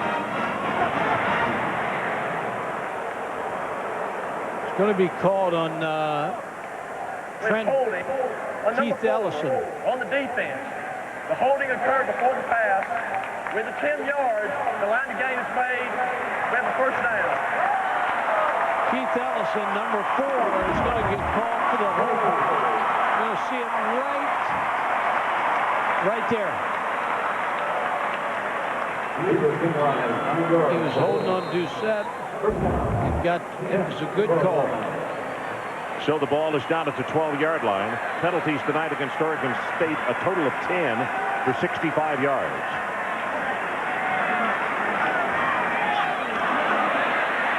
Got confusion on this play. Ought to just run it. He's going to throw it too tall and have Bowl open for the touchdown. Good heavens. Ron, again, you're going to have young quarterbacks make mistakes. But that ball was snapped before Jamarcus Russell's ready. And now all of a sudden he breaks out. He's got a wide open Bowl. Just throws the ball too high. He also could have run the football. You're right. And maybe hit the end zone. He had one man who was shadowing him underneath that might have been there to make the tackle. Eric Williams, number 8, is out of gas. The corner for Oregon State. Here we come with 2nd down. Looking for the end zone for Doucette. Throws the ball, and it is knocked out of bounds wisely. Boy, a die again, played defensive back, and we're going to mark her down.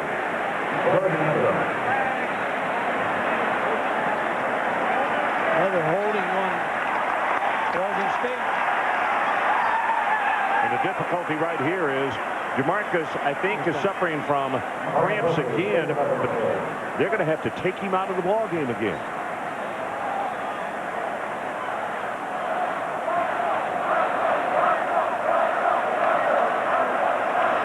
Against the defense. The holding was in the eligible receiver. Upon a play for the pass when it comes to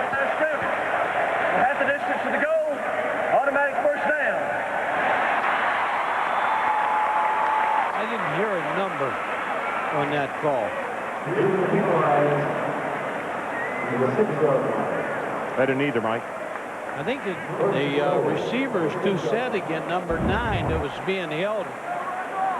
Right here is maybe the call. The jersey pops out, so another good call. Brandon Browner, the corner. Ron with Jamarcus Russell coming out this play. I think you can almost guarantee this is going to be a run. See Jack Marucci there with him. And Jamarcus is very upset. He'd like to be in this ball game and be 100%. Well. He has. He's really played well tonight. Ali Broussard lines up at tailback, number 22. He gets the handoff right side. Boy, he's met hard at the line of scrimmage. It's a nice job defensively by Jonathan Pollard, the senior out of Las Vegas. Oregon State knew it was going to be a run, too. Pollard came off the corner and made that tackle. Marcus Randall, remember, he had a big pass in that last drive. Get him down there. So Broussard comes out. Justin Vincent checks into the lineup. 2nd down and goal. The ball at the 5.5-yard line. First overtime. We're tied at 15. LSU and Oregon State.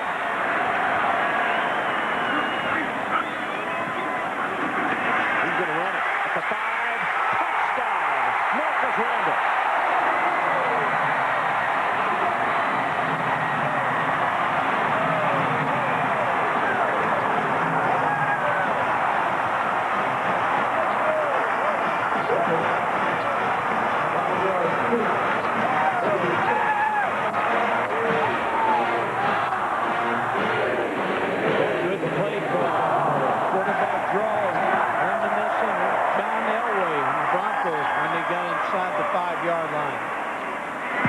Extra point attempt.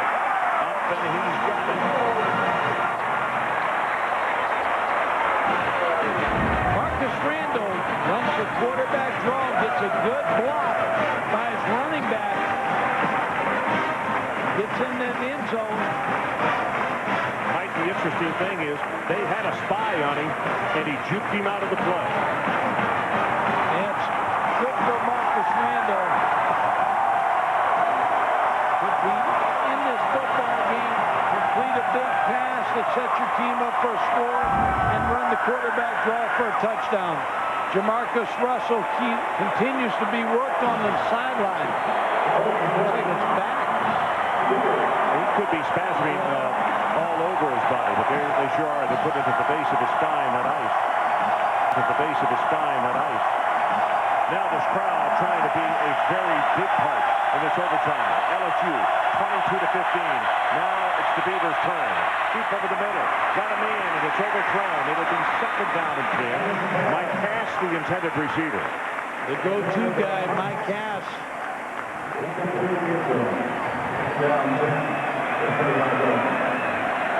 Mike Riley and Paul Christ got to find a way to get this ball in the end zone. Joe Newton, the tight end, been open a lot tonight, number 89. Play is called, and here they come to the line of scrimmage. LSU with still another defensive back in the ball game. 2nd and 10 from the 25. Play action. Got a pass, and it is incomplete. In and out of his hands. Wow, Corey Webster has fallen down.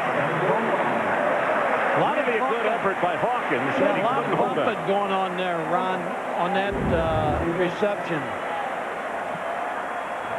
Jesse Daniels working against Josh Hawkins. Corey Webster, I'm sorry. Corey Webster, number 13, had a hold of the jersey. 3rd down, Oregon State.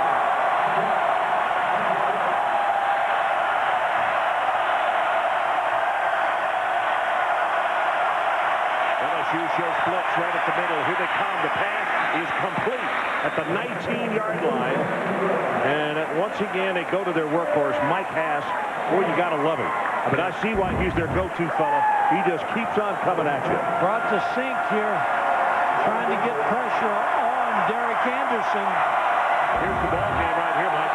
Fourth down. They got to take it inside the 15-yard line or to the 15 to hold on to the football. Otherwise, LSU wins in the first overtime. Pass right here. Anderson back in the pocket. Pressure was on. Got it away. Touchdown, Oregon State. It's Joe Newton. Let's play a second overtime. 19 yards on the play. You know, Ernie Banks is right. Let's play two. Joe Newton, the tight end, has been a big part of this offense all night. The all-important extra point. Well, actually, I guess I was taking a little too much for granted after we banged the post on. Yeah, Ernie's waiting till after this extra point. Sherman with the extra point attempt, trying to send us to that second overtime. Ball is down. He missed it. I don't believe it. He missed the third one, and LSU wins in overtime.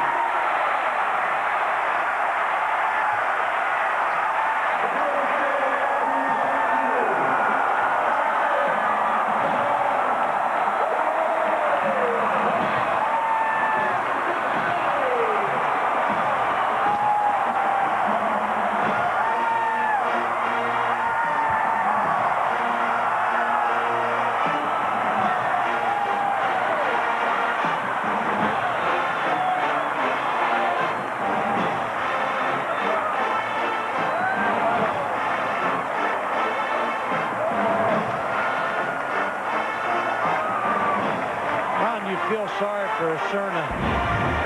Look at Coach Arnold. He's trying to call a timeout. Isn't he? Yes.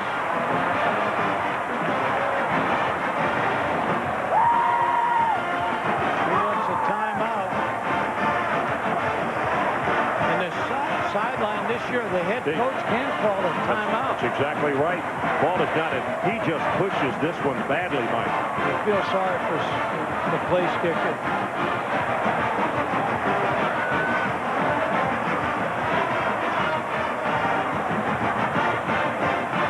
Close on that one. The third missed extra point. Let's go down to the sideline. And Aaron Andrews. Aaron. Ron, thanks. I'm here right now with Nick Saban.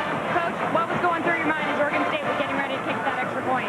Well, you know, we we're going to lose the game on it. I was thinking about what we're going to do next on offense. So, you know, it's a real tribute to our players and our program that they didn't give up. I thought Oregon State's team played a fantastic game. The quarterback was outstanding. We obviously have a lot of work to do to be a good football team, but I think it showed a lot of character to come back in the game. You make a big change coming into the second half. You change up your quarterback. Why did you decide to do that, Coach? Well, I just felt like we just didn't have any rhythm in the first half, and, you know, I just wanted to change the tempo a little bit and really did it to try to settle down, you know, Marcus Randall. So Jamarcus played pretty well. We put a drive together, so we stuck with him. Coach, thanks. Thank you. Ron, back to you. Okay, so our final score in overtime. LSU comes from behind 22-21 over Oregon State University. Coming up next, Notre Dame against Brigham Young. And now for Mike Gottfried, Aaron Andrews, and our entire crew, I'm Ron Franklin. Now let's send you out to the Bell Edwards Stadium in Provo, Utah for a game that's already underway. And here is Dave Barnett. Dave.